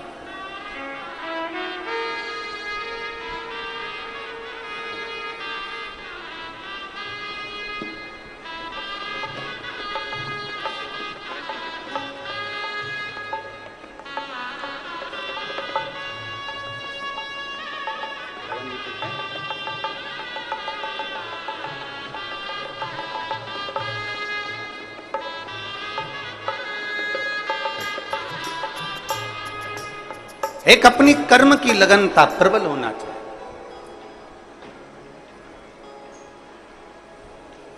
और जब हमारे कर्म की लगनता प्रबल होगी तो हम अग्रणता की ओर बढ़ेंगे। पर हम अपना कर्म पूरा नहीं कर पाते। हम उसको सोच लेते हैं मेरे बस का नहीं है, मैं नहीं कर सकता, मेरे बस में नहीं है, मैं ऐसा नहीं कर पाऊंगा, ये मेरे बस का नहीं है। नहीं नहीं, शिव कथा कहती है दुनिया का सबसे बड़ा पाप है अपने आप को कमजोर समझना। हम क्यों कमजोर समझते? और मैंने तेरे ही भरोसे बाबा, तेरे ही भरोसे हवा बिच उड़ती जावांगी बाबा, डोर हथों छड़ीना में कटी जावांगी भोले मैं तेरी पतंग, शंभु मैं तेरी पतंग। माता पार्वती जी ने अपना तप किया, अपनी साधना करी, अपना लक्ष्य नहीं छोड़ा। आप अपना लक्ष्य क्यों छोड़ते हैं? लगे रहो, थोड़ा समय लगेगा, सुनेगा। एक पत्र है,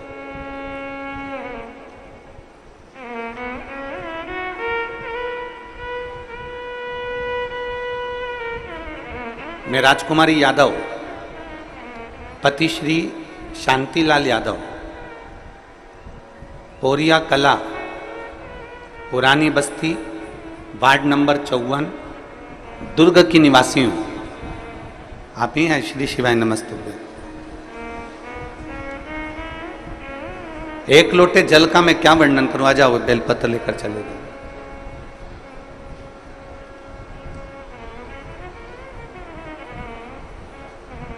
पशुपतिनाथ के व्रत का मैं क्या वर्णन करूं गुरु जी? मेरी भतीजी जिसकी शादी को 17 साल हो गए थे, 17 साल से उसके घर में संतान का सुख नहीं था। ऐसी कोई जगह नहीं जहां हम हमारी भतीजी को लेकर नहीं गए, और 17 साल उसको हमने हर जगह हर डॉक्टर को दिखाया, टेस्ट बेबी भी करवाया, पर संतान का सुख नहीं आया। हमने हमारी भतीजी को पशुपतिनाथ का व्रत का वर्णन किया और उसको सफेद आंकड़े की जड़ का वर्णन किया। मेरी भतीजी ने 3 बार पशुपति व्रत करे पर संतान का सुख नहीं आया। चौथी बार पशुपति व्रत करे पर संतान का सुख नहीं आया। तब मेरी भतीजी ने सोच लिया कि अब मैं पशुपति व्रत भी नहीं करूंगी, अब मैं शिव को नहीं मानूंगी।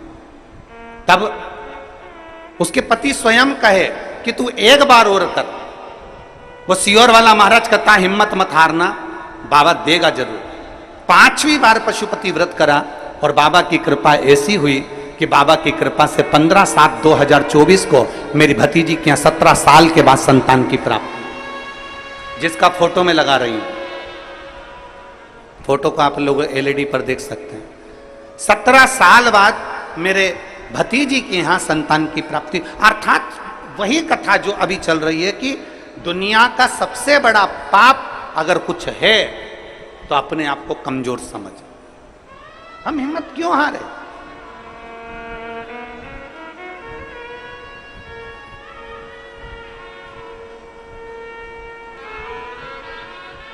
क्यों हिम्मत हारे?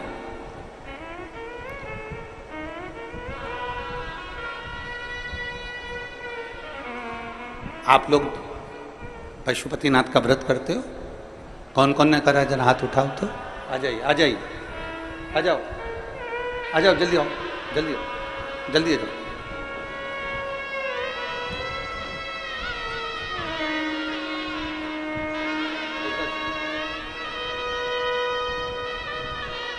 बधाई आपकी भतीजी को बधाई।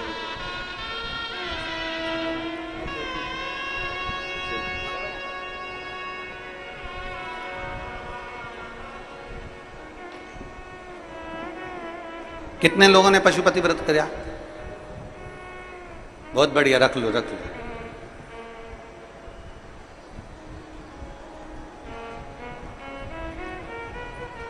कई व्रत करने वाली माताएं, मेरी जीजी, मेरे जीजा, मेरी बेटियां, मेरे बेटे ऐसे हैं जिनका बाबा ने सुन भी लिया, और कई ऐसे भी हैं जिन्होंने 1 व्रत, 2 व्रत, 3 व्रत करे होंगे और बाबा नहीं भी सुने।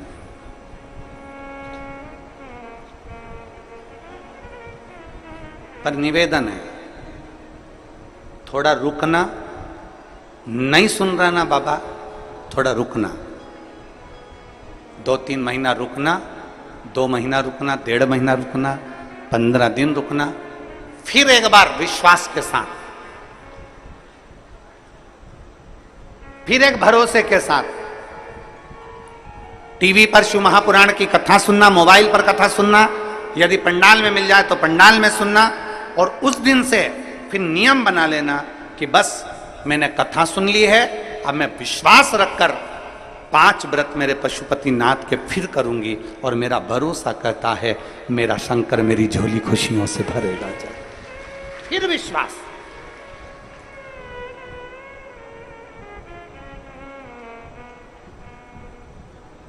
कल हम जब मिल रहे थे, दया सिंह जी कल जब सबसे मिला रहे थे, तो वहां पर एक पत्र एक बेटी ने दिया, एक पत्र। उस पत्र को तो हम यहाँ लेकर नहीं आए, कक्ष में होगा। उस पत्र में एक बेटी ने लिखा कि हम जिस गांव में रहते हैं,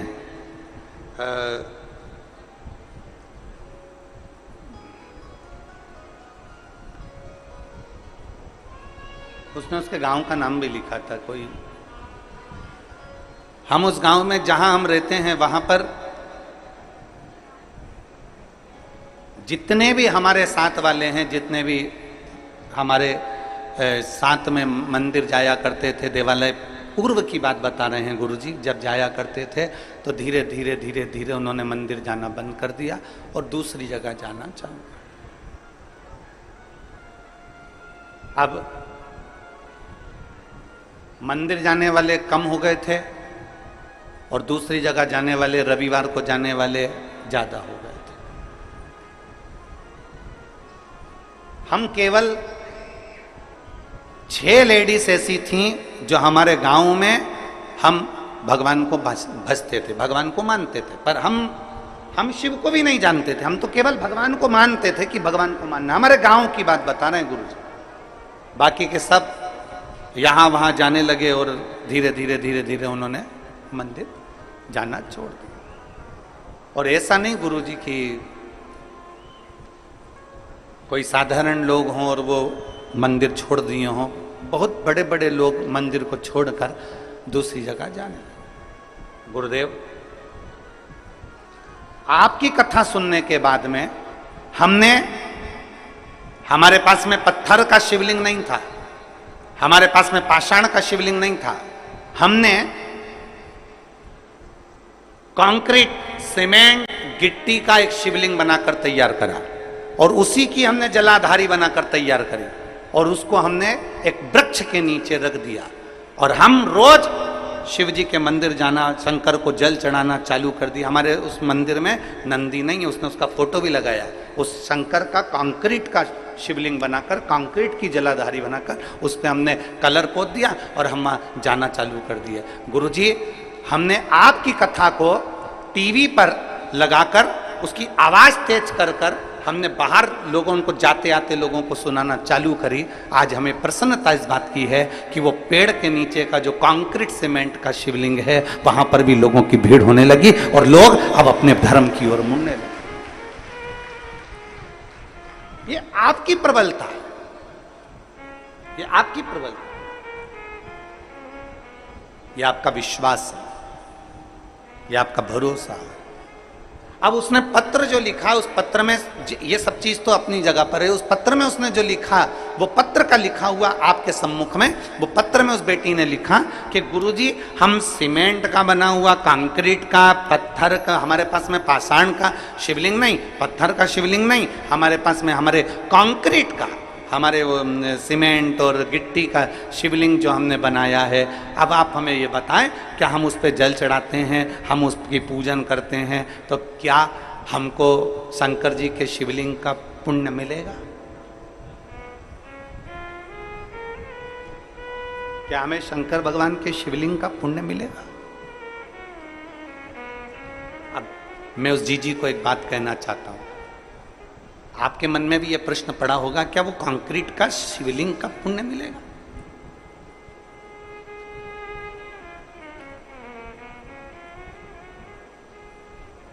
पहले तो मैं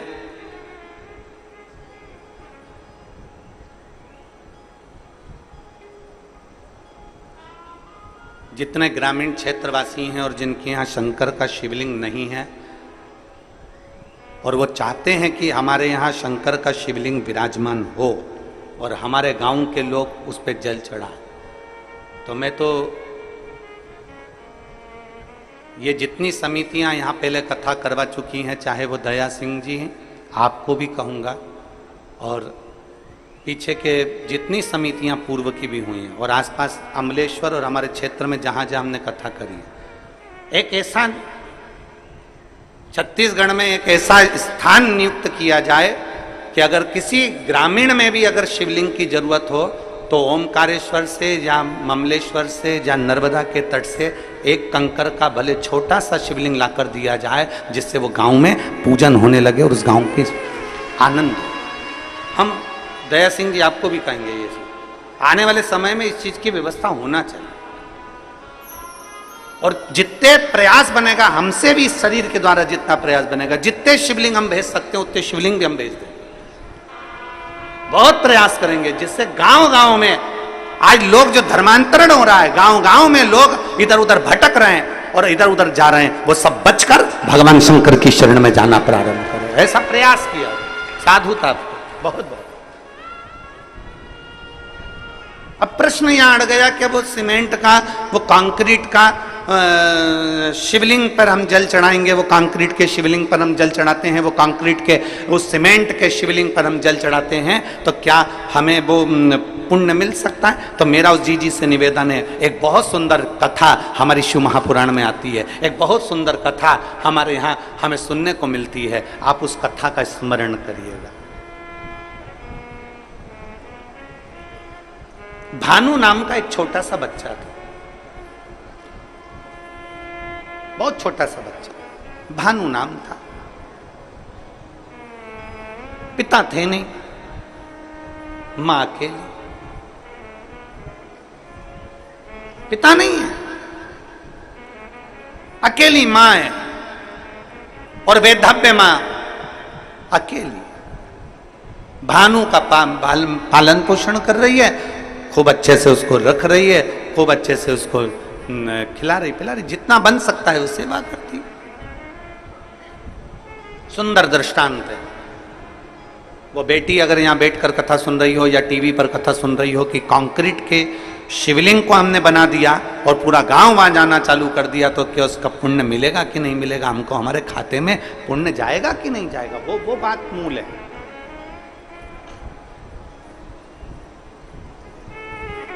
हमारे पास शिवलिंग नहीं था तो हमने वो कंक्रीट का बना दिया, तो उसका पुण्य है कि नहीं उसके लिए? भानु की मां उसका पालन पोषण कर रही है। घर में इतना वैभव नहीं है, घर में इतना धन नहीं।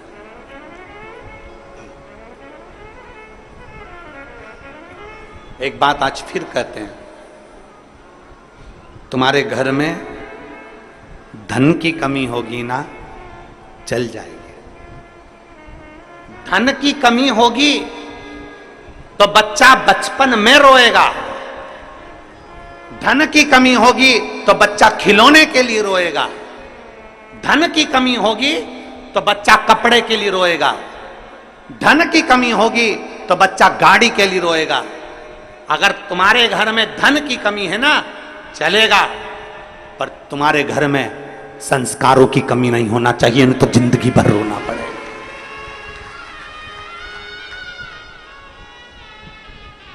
घर में अगर धन की कमी है तो चल जाएगा, 2 रोटी कम खाओगे, रूखी खाओगे, सूखी खाओगे, चल जाएगा, बचपन निकल जाएगा, जवानी निकल जाएगी, पर संस्कारों की कमी नहीं होना चाहिए। अगर हमारा संस्कार समाप्त हो गया तो हमें जिंदगी भर रोना पड़ सकता है, जिंदगी भर, जिंदगी भर चलेगा। धन की कमी चलेगी पर संस्कारों की कमी ना हो। संस्कार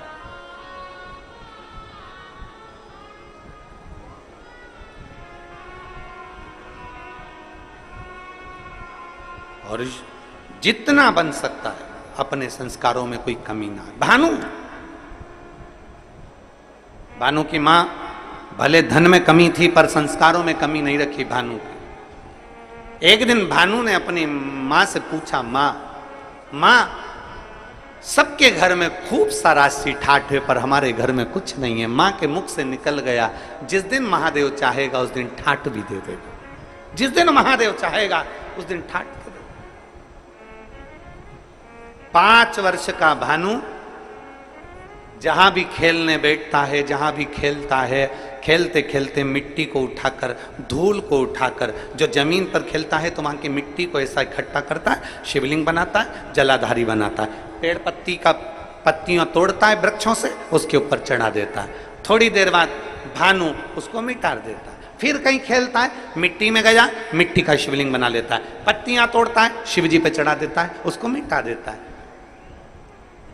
4 छोटी छोटी डंडियां लाकर खड़ी करता है, उस पे झोपड़ी बनाता है, उसके अंदर एक मिट्टी का शिवलिंग बना लेता है, उस पे पत्तियां लाता है, तोड़कर चढ़ा देता है। ये केवल भानु की कथा नहीं, ये आपकी और हमारी भी कथा है। बचपन में कई बेटियां, बचपन में कई बेटे, बचपन में छोटे छोटे लड़के, सोमवार आता है, मंगलवार आता है, बुधवार आता है, गुरुवार आता है, ऐसे कई दिन, कोई शिवरात्रि, कोई सावन का महीना आता है, छोटे छोटे बच्चे डंडियां लाते हैं तोड़कर, छोटी छोटी डंडियां तैयार कर कर उस पर छप्पर डालकर उसमें मिट्टी का शिवलिंग बना लेते हैं, उसका श्रृंगार कर देते हैं, उसके ऊपर पत्ता पत्ती लाकर चढ़ा देते हैं। कई लोग हंसते हैं, बताओ कैसा मूर्ख है, कैसे इसमें अकल नहीं है, छोटा सा बच्चा है, इसने ऐसा कर लिया। घर के अंदर वो भगवान की पूजन करता है, छोटा सा बच्चा।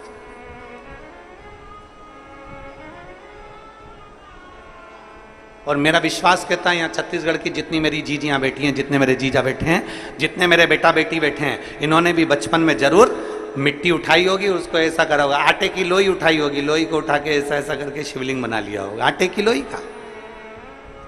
चावल बनाया होगा तो चावल का।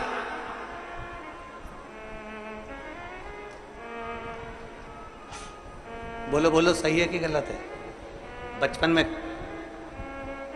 खेलते समय मिट्टी का, धूल का, पत्थर का, आटे का, जो मिल जाता था उसका हम शिवलिंग कई बार बना लेते थे। कितना सुंदर कहा इस दृष्टांत के अंदर कि भानु मिट्टी का शिवलिंग बनाता, मिटा देता, जो मिल जाता उसको, धूल मिल जाती धूल का बनाता, मिटा देता।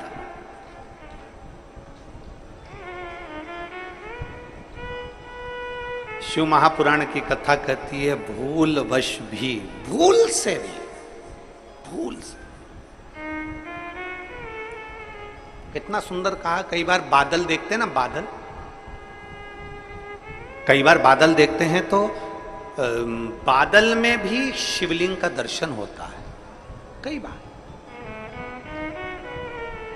वहां शिवलिंग आया नहीं है, वहां शिवलिंग आया नहीं है, पर बादल देख रहे हो और दूसरे भी देख रहे हैं, उनको नहीं दिख रहा है, पर आपको बादल में ऐसा लग रहा है कि ये जलाधारी है, ये शिवलिंग है, ये सामने नंदी है, ये शंकर है, ये पार्वती है। बादल में भी आपको शिवलिंग का दर्शन हो रहा है। कई बार पानी में, कई बार शिवलिंग में, कई बार वृक्ष में, कई बार बेलपत्री की पत्ती में भी शंकर के शिवलिंग का दर्शन हो जाता है। कई बार फूल में शिवलिंग का दर्शन हो जाता है। क्यों, किस लिए, किस भाव से? तो हमारे यहाँ दृष्टांत सागर कहता है, अगर तुम्हारी नेत्रों से तुम्हें बादल में, जल में, थल में, पाषाण में, मिट्टी में, धूल में भी अगर भूल से भी तुमने शिवलिंग का निर्माण करा है या दर्शन करा है, तो तुम्हें तुम्हारे खाते में एक शिवलिंग के निर्माण का पुण्य तुम्हारे खाते में जुड़ जाता है और उसका फल तुम्हें मृत्यु के पहले प्राप्त जरूर होता है। वो मिलता जरूर है। अब बादल में शिवलिंग बना, बादल में धुएं से, भाप से शिवलिंग का दर्शन हुआ, तो यहां शिवलिंग बना नहीं है, ये आपकी दृष्टि में, आपके मन में शिवलिंग समाया था तो आपने उसको शिवलिंग बनाया। वो देख ऐसा लग रहा है, ऐसा लग रहा है ना कि सामने जलाधारी है, ऐसा लग रहा है ना सामने शिवलिंग है, ऐसा लग रहा है ना कि सामने शंकर है। मतलब तुमने अपने दिल से बादल में भी शिवलिंग बनाया है, मतलब एक शिवलिंग बनाने का पुण्य तेरे खाते में जा चुका है। तुमने बेलपत्र में दर्शन करा, देखो ऐसा लग रहा है ना ये जलाधारी है, ये शिव है, ऐसा लग रहा है ना, मतलब तुमने बेलपत्र में भी शिवलिंग बनाया है, एक शिवलिंग का पुण्य तुम्हारे खाते में चला गया। केवल एक मिट्टी का बनाया, पाषाण का बनाया या कोई चीज का बनाया, ये हमारे खाते में पहुंच गया। एक शिवलिंग भले तुमने दिल से, मन से, भाव से बनाया, पर पहुंच गया।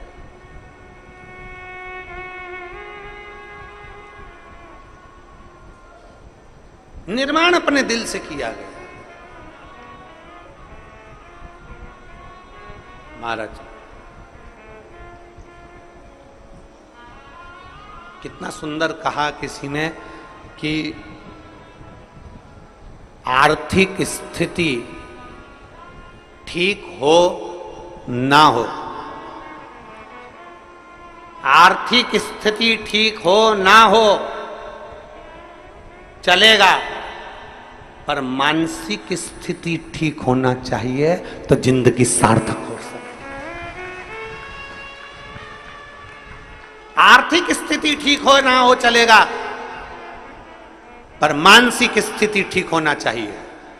घर में धन तो बहुत बढ़ गया, आर्थिक स्थिति ठीक हो गई, पैसा पैसा हो गया, पैसा पैसा हो गया, और मालूम पड़े बच्चे गलत संगत में पड़े हैं, बेटी गलत संगत में पड़ी, बेटा गलत संगत में पड़ा, परिवार गलत संगत में पड़ा। हम पहले भी एक बार कथा में कहे थे, आज फिर कहते हैं, कुत्ता पाला तुमने, किसने पाला?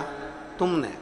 कुत्ते को चेन बांधी तुमने, कुत्ते को पट्टा बांधा तुमने, कुत्ते को भोजन कराया तुमने, कुत्ते को स्नान कराया तुमने, कुत्ते को इत्र लगाया तुमने, कुत्ते को अच्छा अच्छा खिलाया तुमने, कुत्ते को घुमाने ले गए तुम, कुत्ते से प्रेम करा तुमने। और जरा विचार करिए, तुम्हारा ही पालतू कुत्ता एक दिन तुम कोई काट खाए तो तुम्हें कैसा लगेगा? बोलो, जल्दी बोलो, अरे बोलो तो, अच्छा लगेगा? तुम्हारा ही पालतू कुत्ता तुम्हें काट खाए, अच्छा नहीं लगता। उसी तरह धन कमाया तुमने, पैसा कमाया तुमने, दिन रात एक करा तुमने, पैसे के लिए पूरी जिंदगी दौड़े तुम, कमा कमा के लाए तुम, और वही पैसा घर में आया और तुम्हारा बेटा मदिरा पान में, तुम्हारा पति मदिरा पान में, जुए में, वेश्यावृत्ति में, गलत काम में अगर लग गया तो जरा विचार करो कि तुम्हारा कुत्ता ही पालतू तुमको काट गया। तुम्हारा पालतू कुत्ता तुम्हें काट गया। जरा विचार करिए, तुम्हारे कमाए धन को अगर तुम वेश्यावृत्ति में लगा रहे हो, तुम्हारे कमाए धन को तुम जुए में लगा रहे हो, तुम्हारे कमाए धन को तुम मदिरा में लगा रहे हो, तुम्हारे कमाए धन को तुम गलत जगह पर लगा रहे हो, तो समझ लेना कि तुम्हारा पालतू कुत्ता तुम्हें काट रहा है। तुम्हारा कुत्ता तुम्हें काटे ये अच्छी बात नहीं है।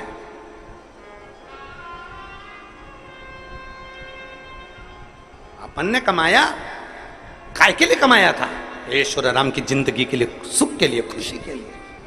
आर्थिक स्थिति ठीक है कि नहीं हमें उससे मतलब नहीं, पर मानसिक स्थिति ठीक होना चाहिए। घर में धन बहुत है, खूब पैसा है, एक भाई उधर एक भाई इधर, घर में खूब पैसा है, जेठानी एक दूसरे से बात ही नहीं कर रही, देवरानी बोली नहीं रही, ननंद आती तो मुंह फूला रहता, नंदोई आते तो आंस लेकर आते कि कहीं मिल जाएगा। आर्थिक स्थिति तो ठीक है, पर मानसिक स्थिति ठीक नहीं है। सास दिन भर अपने काम में लगी है, माँ अपने मोबाइल में लगी है, बाप कमाने में लगा है, ताऊ चाचा अपने काम में लगे हैं, ताई चाची अपने काम में लगी है, बुआ फूफा अपने काम में लगे हैं, छोटा सा बच्चा दिन भर घर में इधर उधर घूमता फिर रहा है, और घर के लोग आस लगा के बैठे हैं कि बुढ़ापे में हमारी औलाद हमको पानी देगी, बुढ़ापे में हमारी औलाद हमसे प्रेम करेगी, बुढ़ापे में हमारी औलाद हमको चाहेगी। बचपन में तुम अपना मोबाइल नहीं छोड़ रहे, सास अपना काम नहीं छोड़ रही, चाचा चाची अपना काम नहीं छोड़ रहे। जब तुम बच्चे को बचपन में प्रेम नहीं दे पा रहे तो बुढ़ापे में बच्चा तुमको भी प्रेम नहीं दे सकता, ये निश्चित है।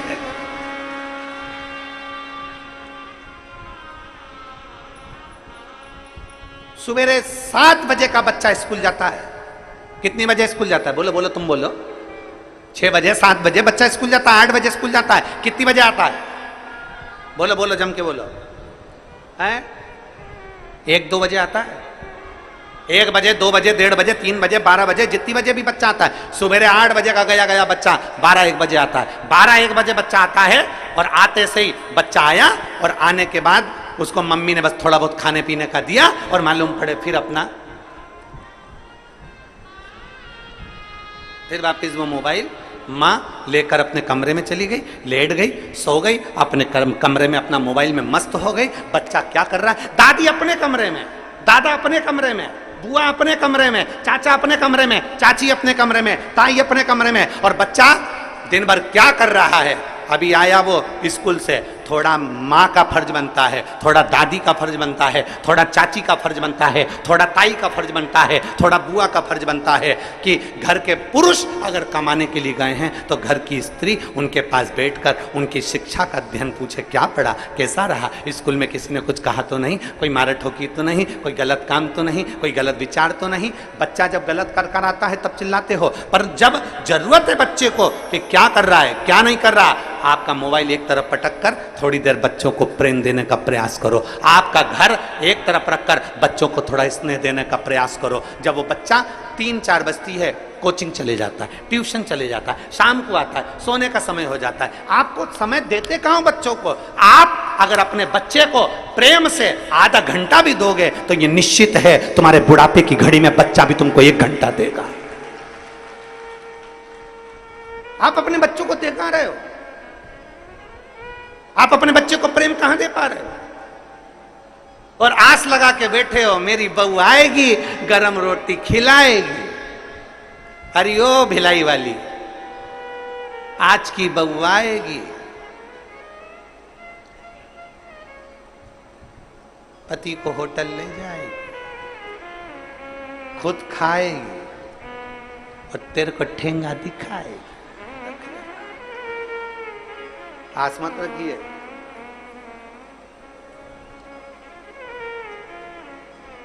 आर्थिक स्थिति ठीक ना हो चलेगा, पर मानसिक स्थिति ठीक रखिए।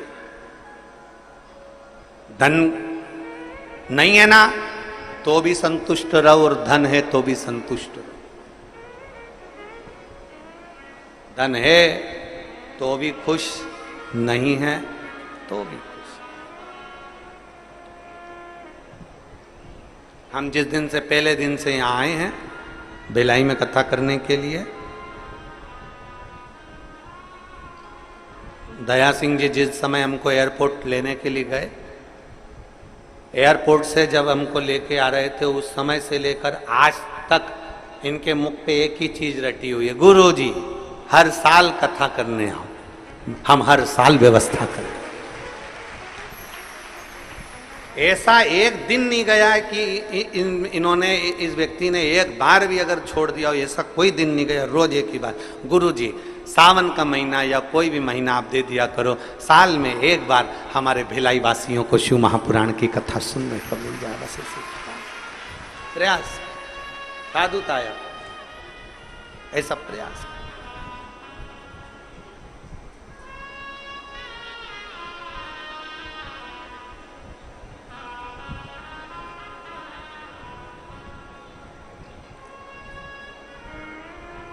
एक आस तुम्हारी है, विश्वास तुम्हारा है, भोले बाबा सुन भी लो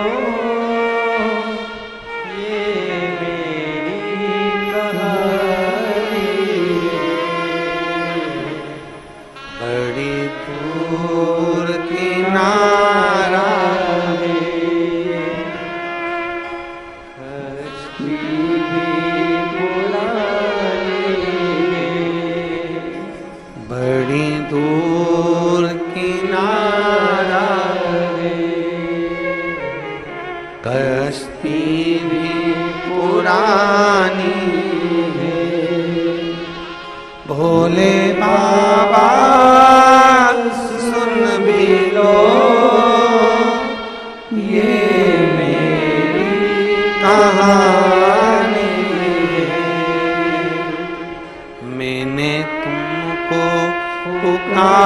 पुकारा है, मैंने तुमको पुकारा है, भोले बाबा सुन भी लो ये मेरी कहानी है। बड़ी दूर किनारा है कश्ती भी पुरानी मेरे बाबा सुन भी लो ये मेरी कहानी। आर्थिक स्थिति कैसी भी हो पर मानसिक स्थिति कमजोर नहीं करना। मानसिक स्थिति कमजोर, समझ में आ रहा है मेरी जीजियों, बेटियों, बेटाओं, मेरे जीजाओं, मेरी माताओं, मेरे भाई, घर में थोड़ा धन की कमी होना चलेगा पर मन की कमी नहीं होना चाहिए। मानसिक स्थिति कमजोर नहीं होना चाहिए। साईं इतना दीजिए जामे कुटुम, मैं भी भूखा ना रहूं, द्वार पर जो आए वो भूखा। क्या मांगा हमने भगवान से? इतनी कृपा करना कि दरवाजे पर कोई आए तो भूखा ना जाए।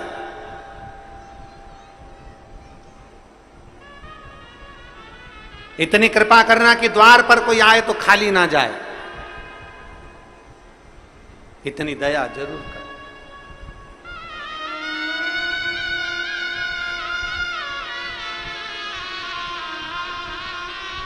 हमारे बीच में श्री तोषेंद्र साईं जी माननीय मुख्यमंत्री जी के सुपुत्र भी यहाँ आए हैं। मैं आमंत्रित करता हूँ आकर व्यासपीठ का पूजन करें।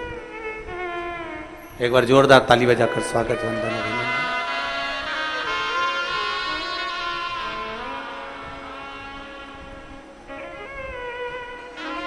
एक अपने भीतर एक बलता,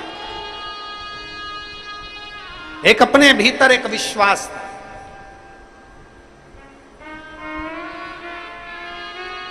एक अपने भीतर एक भरोसा, एक दृढ़ता होना चाहिए।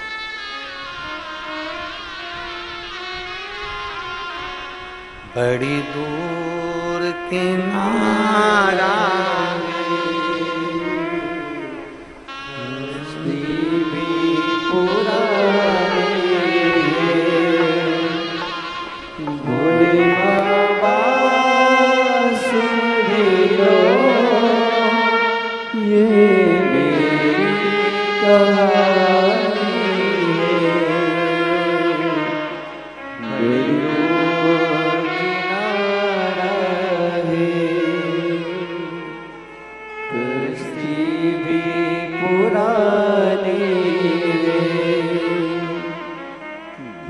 बाबा सुन भी लो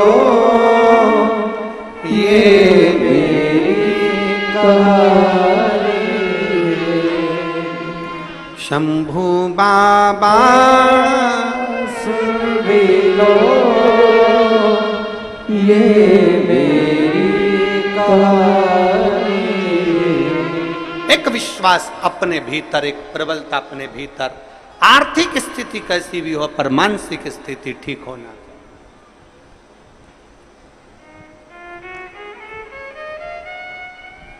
मन ठीक रखिए। बेटी ने प्रश्न किया कि कंक्रीट से बना हुआ शंकर का पूजन कर रहे हैं, क्या पुण्य मिलेगा? शास्त्र कहता है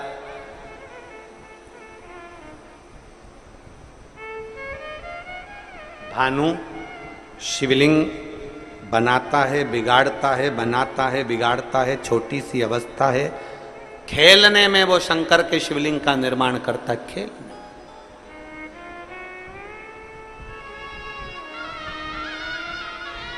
उसका फल मिलेगा।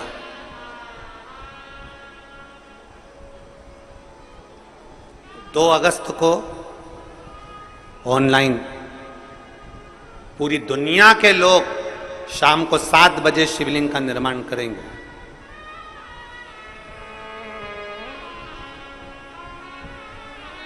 2 अगस्त को पूरी दुनिया के लोग, पूरा विश्व, देश में क्या विदेश में भी लोग भगवान शंकर के शिवलिंग का निर्माण करेंगे। आस्था चैनल पर ऑनलाइन भगवान शंकर का पूजन होगा। पूरा विश्व तैयारी में जुट गया। एक साथ करोड़ों शिवलिंग बनेंगे, करोड़ों शिवलिंग। अब जरा विचार करिए, कहीं कहीं अनुष्ठान होता है 1 लाख शिवलिंग का निर्माण करेंगे, कहीं अनुष्ठान होता है 2 लाख शिवलिंग का निर्माण करेंगे, कहीं अनुष्ठान होता है पार्थिव शिवलिंग का इतना निर्माण करेंगे। पर ये सावन के महीने में जब एक साथ पिछले वर्ष 66 करोड़ लोगों ने शिवलिंग बनाया था, तो अब की बार तो विश्वास करता है कि कम से कम 80 से 90 करोड़ लोग शिवलिंग का निर्माण करेंगे। अब इतना शिवलिंग का निर्माण गांव गांव, खेड़े खेड़े, छोटा गांव, बड़ा गांव, चाहे जहां मर्जी पड़ जाए, घर के अंदर 4 लोग हैं 4 बना लिए, 5 लोग हैं 5 बना लिए, मन उनका, उनकी मर्जी।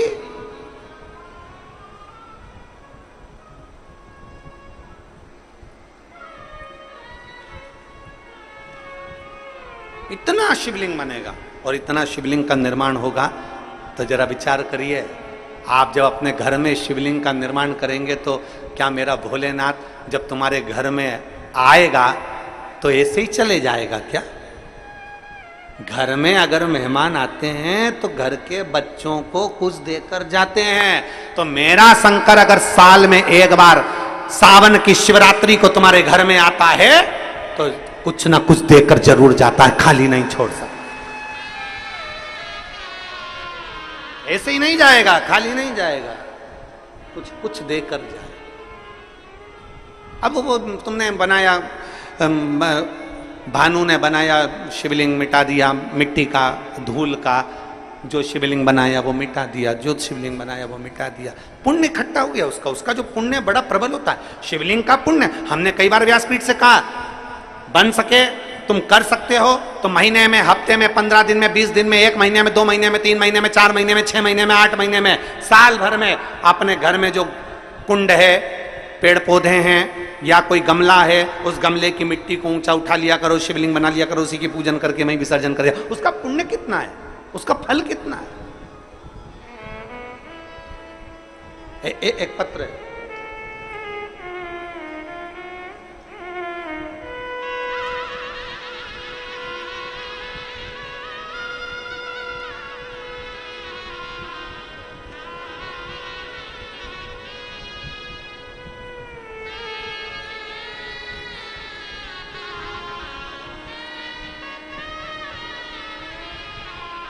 नेहा चौहान,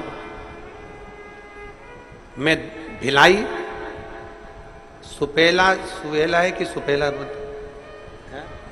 सुपेला, सुपेला से हूँ। कहीं बैठी हो तो हाथ हिला सकती हूँ। मेरा नाम नेहा चौहान, मैं भिलाई सुपेला से हूँ। मेरे 2 छोटे छोटे बच्चे हैं। मेरे पति का नाम अंकुश चौहान है।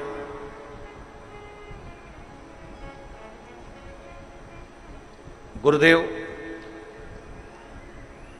मेरे पति की आयु 32 वर्ष है। मेरे पति को 27/2/2024 27 फरवरी को 2024 को उनके सीने में दर्द हुआ। हम लोग घबरा गए, उनको BM शाह हॉस्पिटल में लेकर गए। वहां पर उनको दिखाया, डॉक्टर ने कह दिया इनको 3 अटैक एक साथ आया। कहीं बैठी हो तो हाथ हिला सकते हैं। इनको 3 अटैक एक साथ आ गए और तुरंत इनको ऑपरेशन के लिए ले जाना पड़ेगा। अब भी ऑपरेशन करना पड़ेगा। लगभग इनका जो ऑपरेशन होगा वो 3 से 4 लाख रुपए खर्च होंगे। आप उसकी व्यवस्था करिए।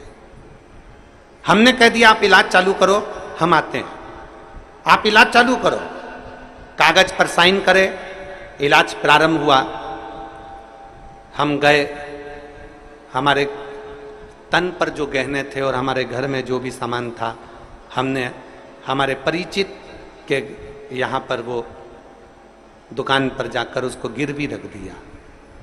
30 मिनट में हम वापस पैसे की जुगाड़ कर हॉस्पिटल पहुंच गए। जब हम हॉस्पिटल गए तो डॉक्टर आपस में बात कर रहे थे कि इनका बीपी और हार्ट बीट 1% भी काम नहीं कर रही है, ये चलेगा। हमने हमारा पूरा गोल्ड जो भी सामान था वो गिरवे रखकर हम पहुंचे। 30 मिनट हमको लग गए थे और उतने में डॉक्टर ने कहा कि इनकी बीपी भी काम नहीं कर रहा, हार्ट बीट 1% भी काम नहीं कर रही है, ये